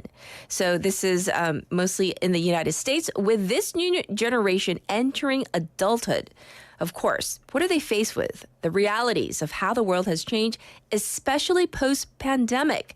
And I don't know, a big question mark. Is there a change in this kind of stigma associated with being blue collar? Let's find out. We have invited Dr. Pamela Aronson, professor of sociology at the University of Michigan-Dearborn. She's also the author of Gender Revolution, How Electoral Politics and Me Too Are Reshaping Everyday Life. Let's welcome her. Hi, thanks for joining us today. Hi, thanks for having me. Yes. So let's talk about Gen Z, and in particular, Gen Z's introduction into adulthood. Hasn't it been quite, unique for them? Oh, yes, absolutely. Every generation is affected by the time period in which they come of age. So, you might hear about people growing up in the Great Depression and sort of the unique life that they faced. And the current generation is really no different than that. In fact, it may be our most example of the way that the historical period can impact people's lives. And it shapes their worldviews, their opportunities. And young people, Gen Z, who've come of age in the pandemic have been influenced by the chaos of the pandemic, the insecurities, and the uncertainties of particularly financial uncertainties that we faced. They also came of age during a time of remote education. And so that's been a very unique kind of characteristic of this particular age group. And I also want to talk about the pandemic, Dr. Aronson. How has the pandemic affected the generation as a whole? Well, I tend to think about this. I mean, there are a lot of factors that you could talk about. You could talk about the rise of technology, for example, in all life areas, including education, the workplace, social life. There have been a lot of changes in culture. We've seen recent mental health challenges among young adults, especially in the U.S. But really, a lot of this has an important base in the financial insecurity of the time that we've been in. And so really what I'm talking about here is the way that there's been so much insecurity and uncertainty. We have stagnating wages with high inflation, and young people who are just starting out are really faced with a unique set of circumstances and a unique environment in which all of these factors are, pressing down on them. I see. Yes, and so now that we are post-pandemic, are these circumstances that are kind of being reflected in some of the career paths that some Gen Zers are choosing right now? So the way that sociologists, and I'm a sociologist, the way that we think about the effect of the historical era on people's lives is that they really have a lasting impact. And so the way that young people have grown up today has very much been influenced by those constrained circumstances, opportunities, worldviews. I mentioned that before. And so what I have been saying is that, we don't exactly know yet how the pandemic is going to impact young adults, although we do know that it will have an impact and it's very likely to be long lasting. And that might not be the, wonderful news, but, young people are very vulnerable at the particular point in their lives. When they're trying to start out, they're trying to start their careers, they're trying to get their education, start families. This is a very critical life stage.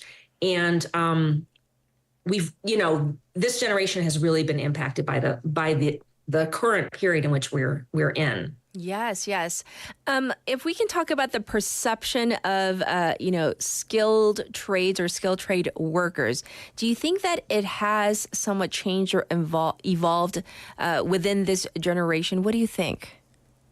So it's a really interesting issue. Initially in the pandemic, higher education was declining. Yes. Enrollment in higher education was declining. And we have seen some rebound in terms of that. But as you mentioned, the introduction to this discussion, it really has happened more at the community college level. It's happened more in vocational programs. And as you mentioned, skilled trade training is increasing. And this is actually above the pre-pandemic levels right now. And so that's especially notable. The areas in particular that are increasing are in things like mechanic and repair technologies. Those are a couple that have been noted as really being on the increase. There's also been a lot of other things that have happened in terms of the cost of education, especially in the US, I'm referring to, being really out of reach for many families and many young adults. And this is in large part a result of declining governmental support. And so in this context, young people and their families may choose other paths simply because they cannot afford to pay for a 4-year university education. And so I guess the question is, what are the choices and what are sort of circumstances that are thrust upon people? So we have to kind of untangle those two things, like, what's sort of a choice and what's like the best alternative. And so, if, for example, university education wasn't so costly, there might be more people choosing that. But in the current context, we see that there's a lot of concern about taking on debt. And a trade path offers people, salary quicker. It offers people an option to get schooling, to start in the workforce much more quickly. Yes, yes. So with this increase in interest in these skilled trade jobs, do you think that the playing field might not balance out, but level the playing field a little bit, maybe in terms of whether it's income, race, and gender? Because it's kind of fascinating to me that this whole idea of, not going to university because it's so expensive in the U.S. right now, if there were a choice for young people that, even with all things being equal, that maybe they might be opting to get into the workforce a little earlier. Mm-hmm. Well, in the U.S., we have very deep inequalities, and the pandemic actually deepened those. And so when we think about, for example, let's just say degree completion. Yes. So when we think about, whether this is going to level the playing field, it's probably really not, unfortunately. I mean, let me rephrase that. There's going to be a lot of opportunities that a high school graduate would not have had. And so in that way, it's a very, very positive, development. Sure. On the other hand, there are still very large gaps between what someone who graduates with a trade degree compared to someone who graduates with a 4-year degree. Lifetime earnings, there's a large gap in their lifetime earnings, for example. Mm-hmm. And so really it's an important step for a lot of people. And it's definitely something that should be valued, should be encouraged, should be supported. And yet at the same time, I think we have to look at what are the driving forces, because if the driving forces are not choice, but lack of funding to complete higher education, mm-hmm. then it's really, detrimental for people. Mm. And Professor, do you see this, this little shift in preference spreading outside of the United States, or is it already happening, or is this mainly something that's happening within the U.S. right now? Well, some countries already have much more reliance on trade and vocational training than the U.S. does. Yes. The U.S. has a college for all kind of approach, like everybody should go to school. But then you have people who don't finish, and then those people are left with enormous debt and not increased wage potentials. And so really, like in the U.S., we don't have very good institutional bridges from school to work, like vocational training programs. And so in other countries, there are much more formalized links between school and work, and mm-hmm. this can really help to help people, especially during negative economic environments. So in other words, in the U.S., people just have to kind of do it themselves. They have to, find a job through personal networks or, online, direct application. And it's a lot more difficult for people to do all of that by themselves than it is for young people who are, in internships and they get placed, or they have a placement in a vocational program and they get trained. These bridges between education and employment are incredibly important for young people. And really, the U.S. is mostly not emphasizing those. Well, as we wrap up our discussion today, do you have any last tidbits you want to add for our listeners today? Well, I mean, one thing that I would like people to think about is whether, especially if they're choosing this, is whether or not these are push factors or pull factors. So, for example, are people doing this because of stagnating wages, increasing educational costs, higher level of debt, even negative experiences with online education in the pandemic? Or is it more of a pull factor? There's been a labor shortage for technical jobs in the U.S., and there's more immediate earning potential. So there's lower costs and shorter time for job training, and then this higher connection between education and work. It can be a very, very positive benefit. And at the same time, for those people who wish they would be able to get a 4-year degree, it can be not as positive, if that makes sense. But I think we should really look at what's the causal factors, or why are people moving in those directions. Yes. Well, thanks for schooling us, for sharing with us your wealth of information today. We do appreciate it, Professor. Oh, you're welcome. This was Professor Pamela Aronson, and we talked about Gen Z. I mean, there are definitely shifts happening. And the professor mentioned the high cost of education, of higher education, meaning college and beyond, in the United States. So I looked it up. According to U.S. News and World Report, so this is for 2023 to 2024, just to give you a picture of what it's like to compare. For a public in-state university, it's a little over $10,000 per year. So that's like 국립대학교, and that's if you live within the local region where you're going to go to school. For public out-of-state universities, meaning outside the region where you legally reside, it's $23,000 per year. And then we go to the 사립대학교, private education. This is on average, and I've seen much higher numbers, over $42,000 for tuition per year. And then if you multiply that, each of the figures I gave you by 4, that's what we're talking about, how expensive it is in terms of higher education in the U.S. right now. Just to give you perspective, we're going to get to our next song. This is Me Too by Meghan Trainor.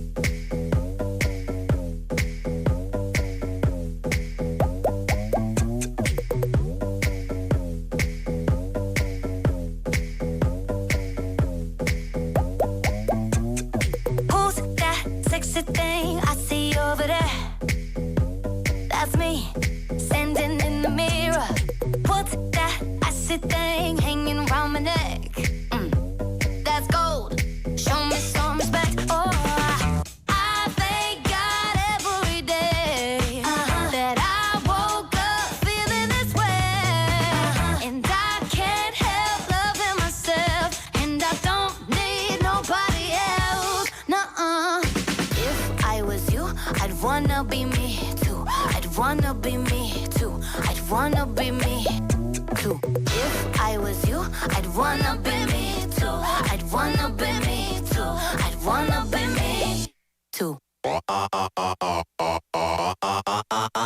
I walk in like a timepiece. I go straight to VIP. I never pay for my drinks. My entourage behind me. My life's a movie, Tom Cruise. So bless me, baby. And even if they try to, they can't do it like I do.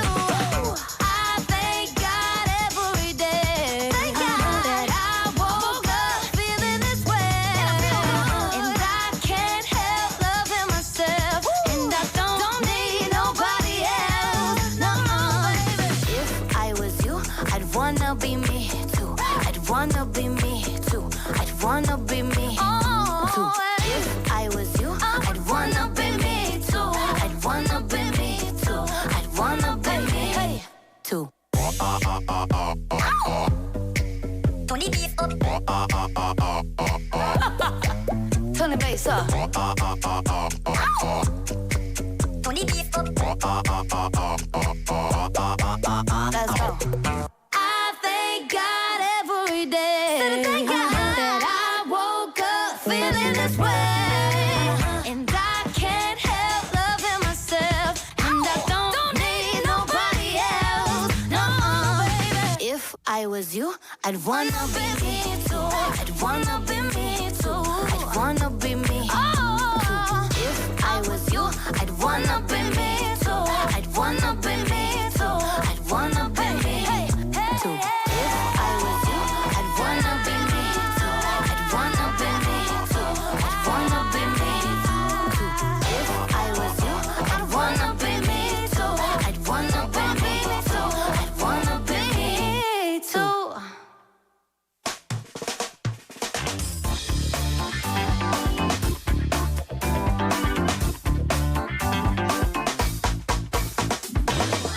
You're now listening to the world's most reliable morning show, Morning Wave in Busan with Catherine. Text in to BEFM # 9050 for 101. You can also reach us for free through our YouTube live stream or on Kakao Talk. Begin your morning with Catherine, and don't forget to reboot your day after lunch. Stay tuned for Steve Hatherley Reboot every day from 2 to 4 p.m.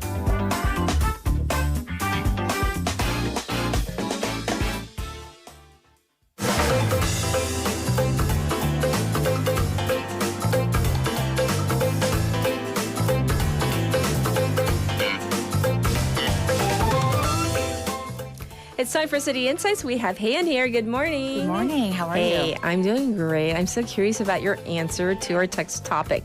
Which would you rather? Be yourself, current salary, versus someone wildly famous, but have paparazzi following you everywhere? Okay, so, you know, life of the rich and famous does sound enticing, Yes. but I noticed that paparazzis usually follow celebrities around, like in between their schedules, Yes. like from one location to another. And for me, you know, those commutes for me, this might be a little TMI, but I have a sensitive stomach, so that's my time for me to release, you know, not just everything? gas, but everything. Everything. So I wouldn't want that time, you know, interrupted by paparazzis. So it would be too stressful. It would be a disturbance to my digestive system. Oh, so. But I wouldn't mind being born again as a pet of someone rich and famous. Oh. Just to get a taste of that life. In particular, Taylor Swift's cat. Yeah. Oh, to have that life. I think one of her cats' name is Olivia. Yes, yes. Yeah. I'll be Olivia the interesting. cat. No, because some of our waivers were saying they would want to be family members or the best friend of, but you're saying you would want to be the pet of. Yeah, pet of a pop star. I'm into that. That's interesting. I love that take. That's Yeah. so you, Han. So unique. I love it. Thank All right, let's dive into our first insight. What do you have for us? Okay, so Catherine, you and I both have had the immigrant experience in Yes. the U.S. So we know how it can be both challenging and exciting to live in a foreign country and start a new life. Sure. Well, as Busan is working on becoming a global hub city, there's been efforts made to make life in Busan better and happier for foreign residents. And one of the platforms that does that is the Busan Foreign Residents Council, or in Korean, the Busan 외국인 주민 대표자회.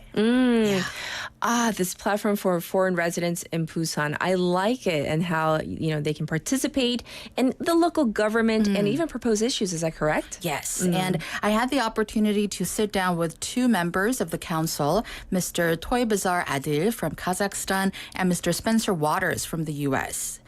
Spencer has been in Busan for about 7 years, and he's a student at the PNU Graduate School of International Studies. And Adil came to Korea in 2016. 16 to study engineering at PNU, and he said he graduated a couple of years ago. Okay. Both of them said they come from smaller towns in their respective countries, so they said it took a minute to adjust to the bigger and faster pace of Busan. Interesting. Yeah, but they both been in Busan for a while now. Yes, yes. Well, tell us more about the Busan Foreign Residents Council. Yes. Well, it's a part of the Busan Global City Foundation, which BFM merged with last year. So we're one big family. Yes. And Adil and Spencer are a part of the third Congress of People representing diverse foreign nationals living in Busan. There are about 25 members total, and the delegation hails from various countries from all over the world, like Vietnam, Kazakhstan, U.S., China, and so on. Yes. They mentioned that the language they use at all the council meetings are in Korean, since everyone's first language is different. Yes. And Spencer said that being a part of the Busan Foreign Residents Council has been eye-opening for him to see the diversity in foreign nationals here. Oh, I like that they're using Korean. I kind of assumed that it would be in English, but it's in Korean. So getting these diverse perspectives, I think is really crucial for us as a city to grow, though, into what we were talking about, like into this global hub for real, though. Right. And speaking of different point of views, sometimes there are things that I personally or people that take for granted in Busan or in Korea as someone who's lived here their whole lives or for a long time. So I asked Spencer about what he appreciates about living here. Let's take a listen. Two positives that I love about Busan is the easy access to public transport. The English everywhere, and even multiple languages with Chinese and Japanese on some of the subway stations, and the use of the apps developed in Korea from Kakao to Naver. Making public transportation just super, super easy. I know, especially coming from the United States, where there are several big cities that have major infrastructure problems, being able to live in a city such as Busan that has such a good infrastructure for getting around, making it easier to see everything. And then the other aspect, of course, is healthcare, being able to go to the hospital whenever I need to. And there are the different hospitals are becoming more and more developed in responding to foreigner needs with having translating services or hiring doctors themselves who are willing to communicate to foreigners in Korean or in English or their native language. And I think there's even a few practices within Busan that are like beginning to cater to specific larger populations like Vietnamese services and stuff like that. Well, being a relatively new resident of Busan, I agree to him. I still find myself in awe of the public transportation system here. Yes. So clean and I also love the unexpected little nooks of art in the subway stations. So at Gyeongseongdae Station, they have piano staircases. Yes. So every time you step up, it plays a note on the scale. Oh. Yeah, these little moments are great. Yes, and I appreciate the multilingual signage because, like, I can read Korean, but I'm very bad with like context and 띄어쓰기. Like sometimes signage, there's like, because of lack of space, there's no 띄어쓰기. And then like, where the space is supposed to be, in my brain, I read it wrong. And I'm just like looking at it like, doesn't quite make sense, right? Yeah. And then sometimes there's like English in parentheses. And I'm like, oh, that's what it's like. I just the other day, I saw signage and I was just like, thank goodness, or else I would just be like questioning myself all day, like, is it here that little, space, or is it there? It happens all the time. Yes. And I've noticed that for some like Koreans who want to learn English, also those signages sometimes can be helpful too. Vice versa. Okay. Well, next I asked Adil what kind of programs he'd like to see more of that could help our foreign residents make Busan their home more easily and comfortably. So let's have a listen. As an example, that's the program we have joined. That's the Busan City Foreign Council, which makes it easier for people in power to hear the voices of the foreigners. Another one would be English-friendly city, which makes the Busan a bit more friendlier towards not only people who live here, but tourists as well. Yeah, I think having more platforms like the Foreign Residents Council, it can really empower them to make their voices heard and also feel more of a sense of belonging in the local communities. I remember when I was living in the States, whenever I got to connect with other fellow immigrants, it was like a lifeline, just being able to resonate with issues and brainstorming together. Sure. Yeah. Yes. And, we at, BFM, the station, we hope that we can definitely make life in Busan easier and maybe even more enriching for our foreign national listeners. So definitely, we hope. Right? I hope so. Yeah, we're that's the doing goal. at least a small something, like small roles in this. Yes. And Adil mentioned that in the past 7 to 8 years that he's been in Korea, there's been so much improvement for foreign nationals, whether it's policies or facilities. And he mentioned that the K-wave goes hand in hand with this, how South Korea's soft power is really making an impact on people from all around the world to come visit Korea, also live, move to Korea, and with that influx and attention, more care has gone into the infrastructure and policy-wise. Right, and but there's always room. I would like to think there's always room for improvement. Is there not? Like not just on a city level, but national level, just all around, right? Absolutely. Actually, Spencer brought up an interesting point on what he would like to see improvements on for foreign residents. Let's check it out. From me and from everyone around me, outside of a few set industries, I feel like it can be very difficult for foreigners to participate in the workforce of Busan and kind of the wider area. Honestly, I think this is due to a little bit of like that workplace nunchi, right? This concept of workplace environment that if you are coming in as a foreigner, you may not have an understanding of. And so those who operate within it, the native Koreans who operate within it, have this expectation of other people in the workplace that will automatically do that. And so there can be a lot of like workplace strife between foreigners and Koreans. And it can be very easy just to turn away foreigners instead of trying to adapt to allow for that kind of multicultural experience within the workplace to get the job done. The thing we need to work towards is helping foreigners understand how Korean workplaces operate. And the best places to work are those where there's like kind of a middle person helping the dichotomy between the Korean workforce and the foreigner workforce. Yeah, it's an interesting point, right? Yes. Especially now with more discussions on bringing in more foreign students to our local universities. Sure. And also encouraging them to start their careers and settle down in Busan. It's something to think about if we want more younger foreign nationals to be able to see themselves working and thriving in Korea. Yes. And, when you mentioned the first thing, like, the whole nunchi kind of game, I call it, like wherever you are, it's not always because like, superiors or your coworkers are doing anything bad or negative. It's just like acclimating to a new culture. Just obviously 눈치 보게 돼요. Like, because it's everybody's like different, right? And you're in this new setting. But great solution to the population decline, this whole idea of having more foreign nationals come to Korea. And also ends up, I think, in my opinion, and I hope you agree, making our city stronger and more competitive. Yeah, I agree. Diversity really makes us stronger. And they mentioned an important thing for the Busan Foreign Residents Council is this kind of collective and communal growth. Spencer mentioned that they work together to fix each other's problems, not just their own, so they can contribute to each other's solutions with all their different perspectives and backgrounds. So, I think it's a great, invigorating mindset to have. Yes. Well, thank you so much for bringing not just their interviews and snippets, but also your personal experience too. We do appreciate it. So thank you so much, Han. Bye-bye. Take care. All right, everybody. This was City Insights. And so today we talked about a variety of issues, but our main theme at hand today, we were talking about those temporary modular classrooms. And now that the problem has surfaced, we told you earlier how, they sometimes even the eco-friendly paint and adhesives, they can emit harmful chemicals if you don't ventilate properly.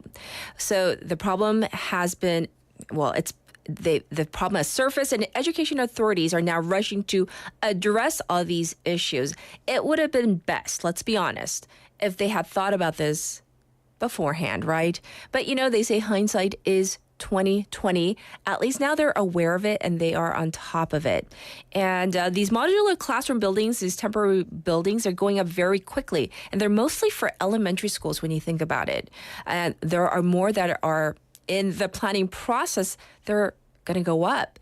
So I certainly hope that they do improve on a more comprehensive and systemic level to make sure that the air quality in these structures not harmful, not just for the students, but teachers and the staff workers, anybody and everybody that works within the schools is what we're hoping for. And so today, once again, bad air quality. So you might be wanting to check your phone. You might wear a mask if you can. A KF would be good today because, as I told you earlier, during our traffic and weather, the air quality, not that great today. Well, I wish you a very happy Thursday. We're going to end it on this one. Tie a yellow ribbon around the old oak tree. This is by Dawn featuring Tony Orlando. Have a good one, everybody. Bye-bye.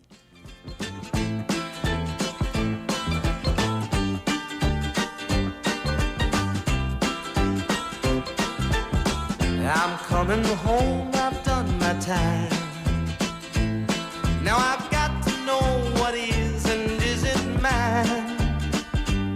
If you receive my letter telling you I'd soon be free, then you'll know just what to do if you still want me. If you still want me. Oh, tie a yellow ribbon around the old tree.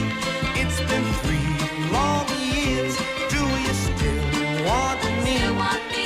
If I don't see a ribbon around the old tree, I'll stay on the bus, forget about us, put the blame on me. If I don't see a yellow ribbon around the old tree.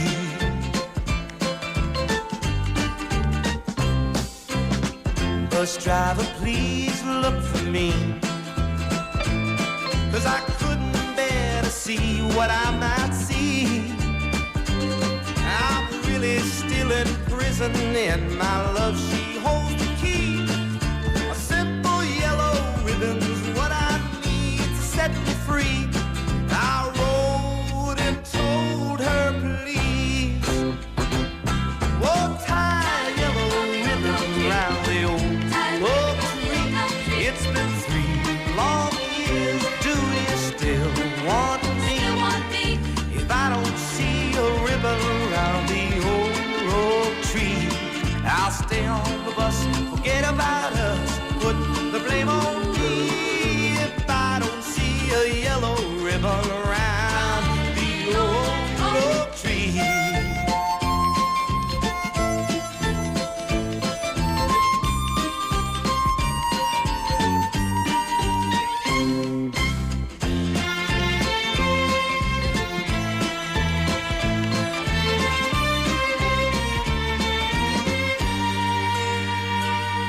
Now the whole damn bus is cheering, and I can't believe I see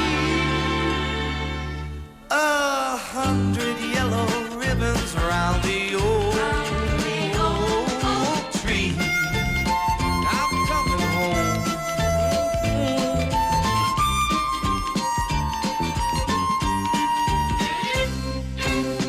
Tie a ribbon round the old oak tree. Tie a ribbon round the old oak tree. Tie a ribbon round the old oak tree.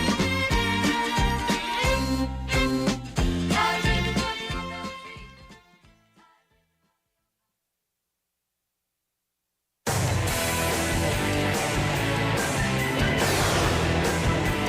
Your Breaks to the World.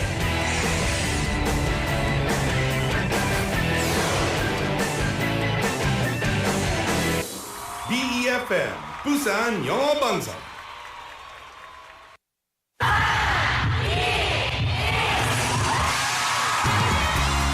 부산의 축제 어디까지 즐겨보셨나요?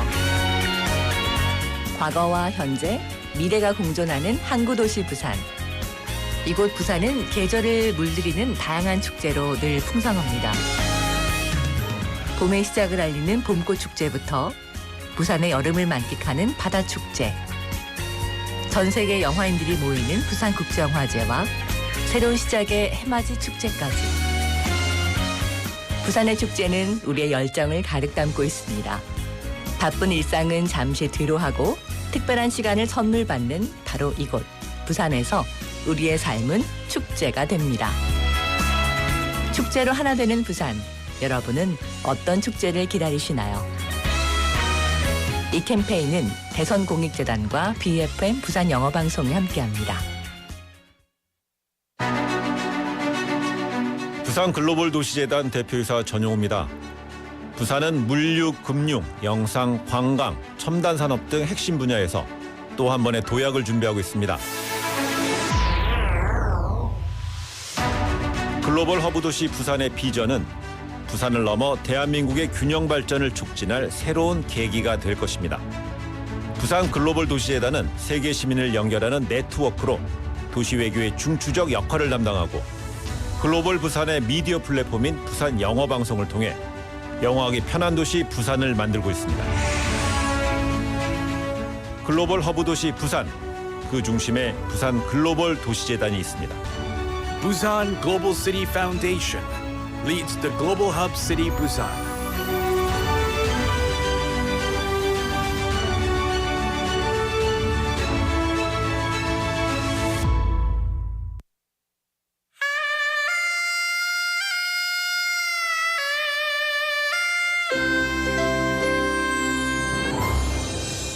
The time is now 9 o'clock.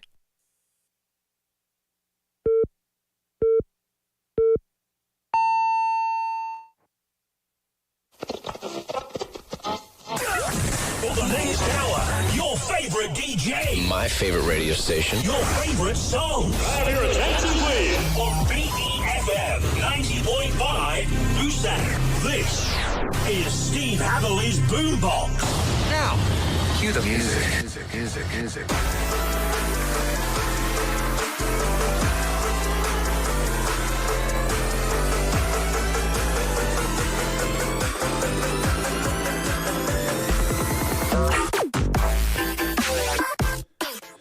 Royal Otis are an Australian guitar pop duo from Sydney. They got together back in 2019, formed by Royal Medel and Otis Pavlovich. They released 3 EPs before their debut studio album came out. That was Prats and Pain, and that came out in February of this year.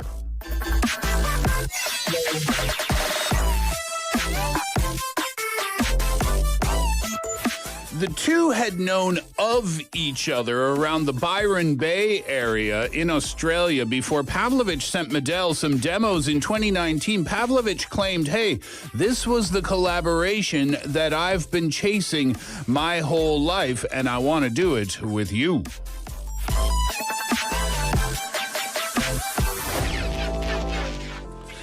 The duo is just getting started, but they are very good. Coming up on the show today, a little bit different. I'm doing Covers Day today. It's Artists You Know covering artists you know. It's Thursday, April 18th. Good morning, Busan, and welcome to the Boombox.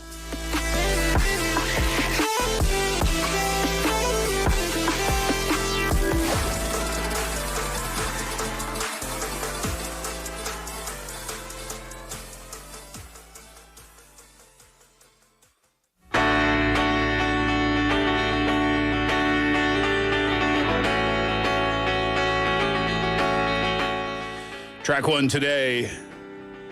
This is the Australian duo Royal Otis with the Cranberries cover, Linger. If you could return, don't let it burn, don't let it fade. I'm sure I'm not being rude, but it's just your attitude, and it's tearing me apart, and it's ruining every day. Oh, I swore I would be true, and honey, so do you. So why were you holding her hand? Is it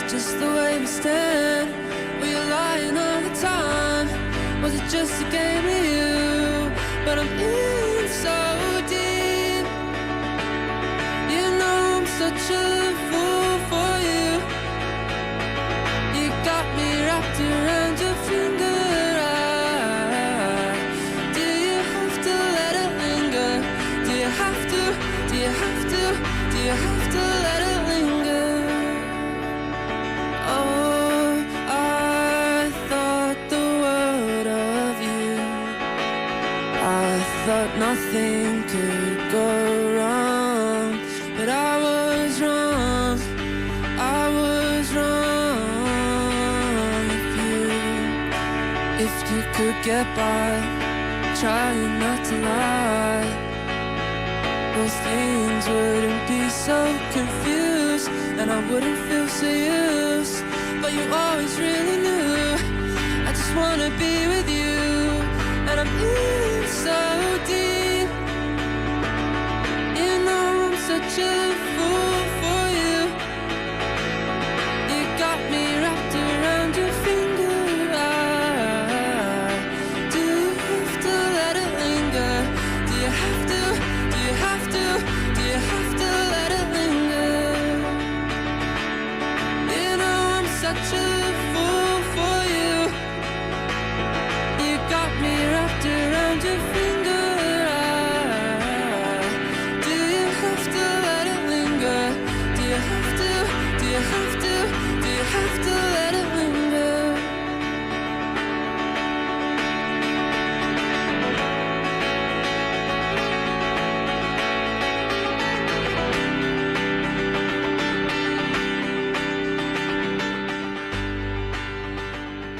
Oh, I love that. Royale Otis with the Cranberry cover Linger, and that's exactly what we're doing today for the most part. Cover songs. I'll talk more about it in just a sec. First of all, once again, good morning to you and welcome to the brand new morning music radio show here at BEFM 90.5 in Busan. It's called The Boombox, and I am your host, Steve Hatherley, and I am live in the studio today. You're tuned in on BEFM 90.5 in Busan, 103.3 FM in the Gijang, Noksan, and Jongguan areas. It's a gorgeous morning today. And yeah, that's what I thought last night. You know, typically album day on the show on Thursdays, right? But I thought, why don't we just go cover day today? And covers are an interesting thing because sometimes they can work really, really, really well. And sometimes they don't work that well at all.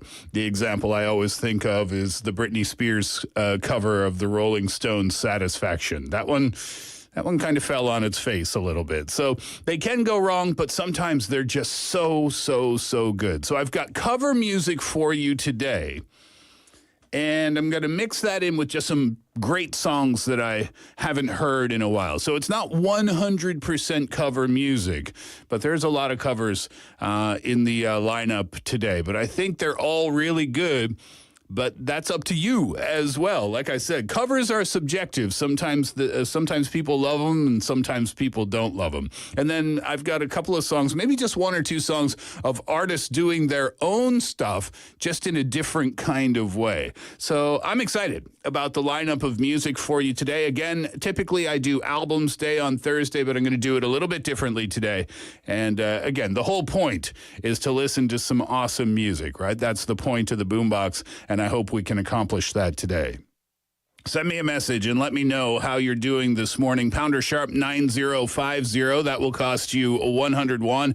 Add us on Kakao Talk for free. Send messages for free by searching BEFM or 부산영어방송 in Korean. Same search on your smartphone. You can download the app from any of the app stores. You can listen to our programs there and leave us a comment after logging in, or you can find me at Instagram. Search at the Boombox 90.5. That's at the Boombox 90.5. You can drop me a line there as well. All right, let's talk about this track, Mercy. It's performed by the Welsh soul singer Duffy, and it was released as the second single from her debut studio album called Rock Fairy way back in 2008. Co-written by Duffy and Steve Booker and produced by Booker too. It was released worldwide in the same year to critical acclaim and unprecedented chart success. This song was almost, you could say, the number one song in the world for a period of time. It was Duffy's first international release, and this song is credited, and there's no doubt about it. This was the one that established her career, and it's her signature song as well. It was nominated for a ton of awards in 2008, including the Grammy for Best Female Pop Vocal Performance. The public loved it as much as critics did. It peaked at number 1 on the UK singles chart in February of that year. It stayed there for 5 weeks, and it went on to become the 3rd best-selling single of 2008 in the UK. But like I said, worldwide chart success as well. It topped the charts in Austria, Germany, Greece, the Netherlands, Norway, Ireland, Switzerland, Turkey, and in the top 5 of Belgium, Denmark, France, Italy, Japan, New Zealand, Romania, Spain, and Sweden. This song was insanely popular all around the world. So I chose a little bit of a different version than the album version. This is a live studio version. It's Duffy. It's her performing her track, but it's a little bit different. It's kind of cool. I loved it when I heard it, and I hope you do too. This is Duffy with a funky take on her track, Mercy. I love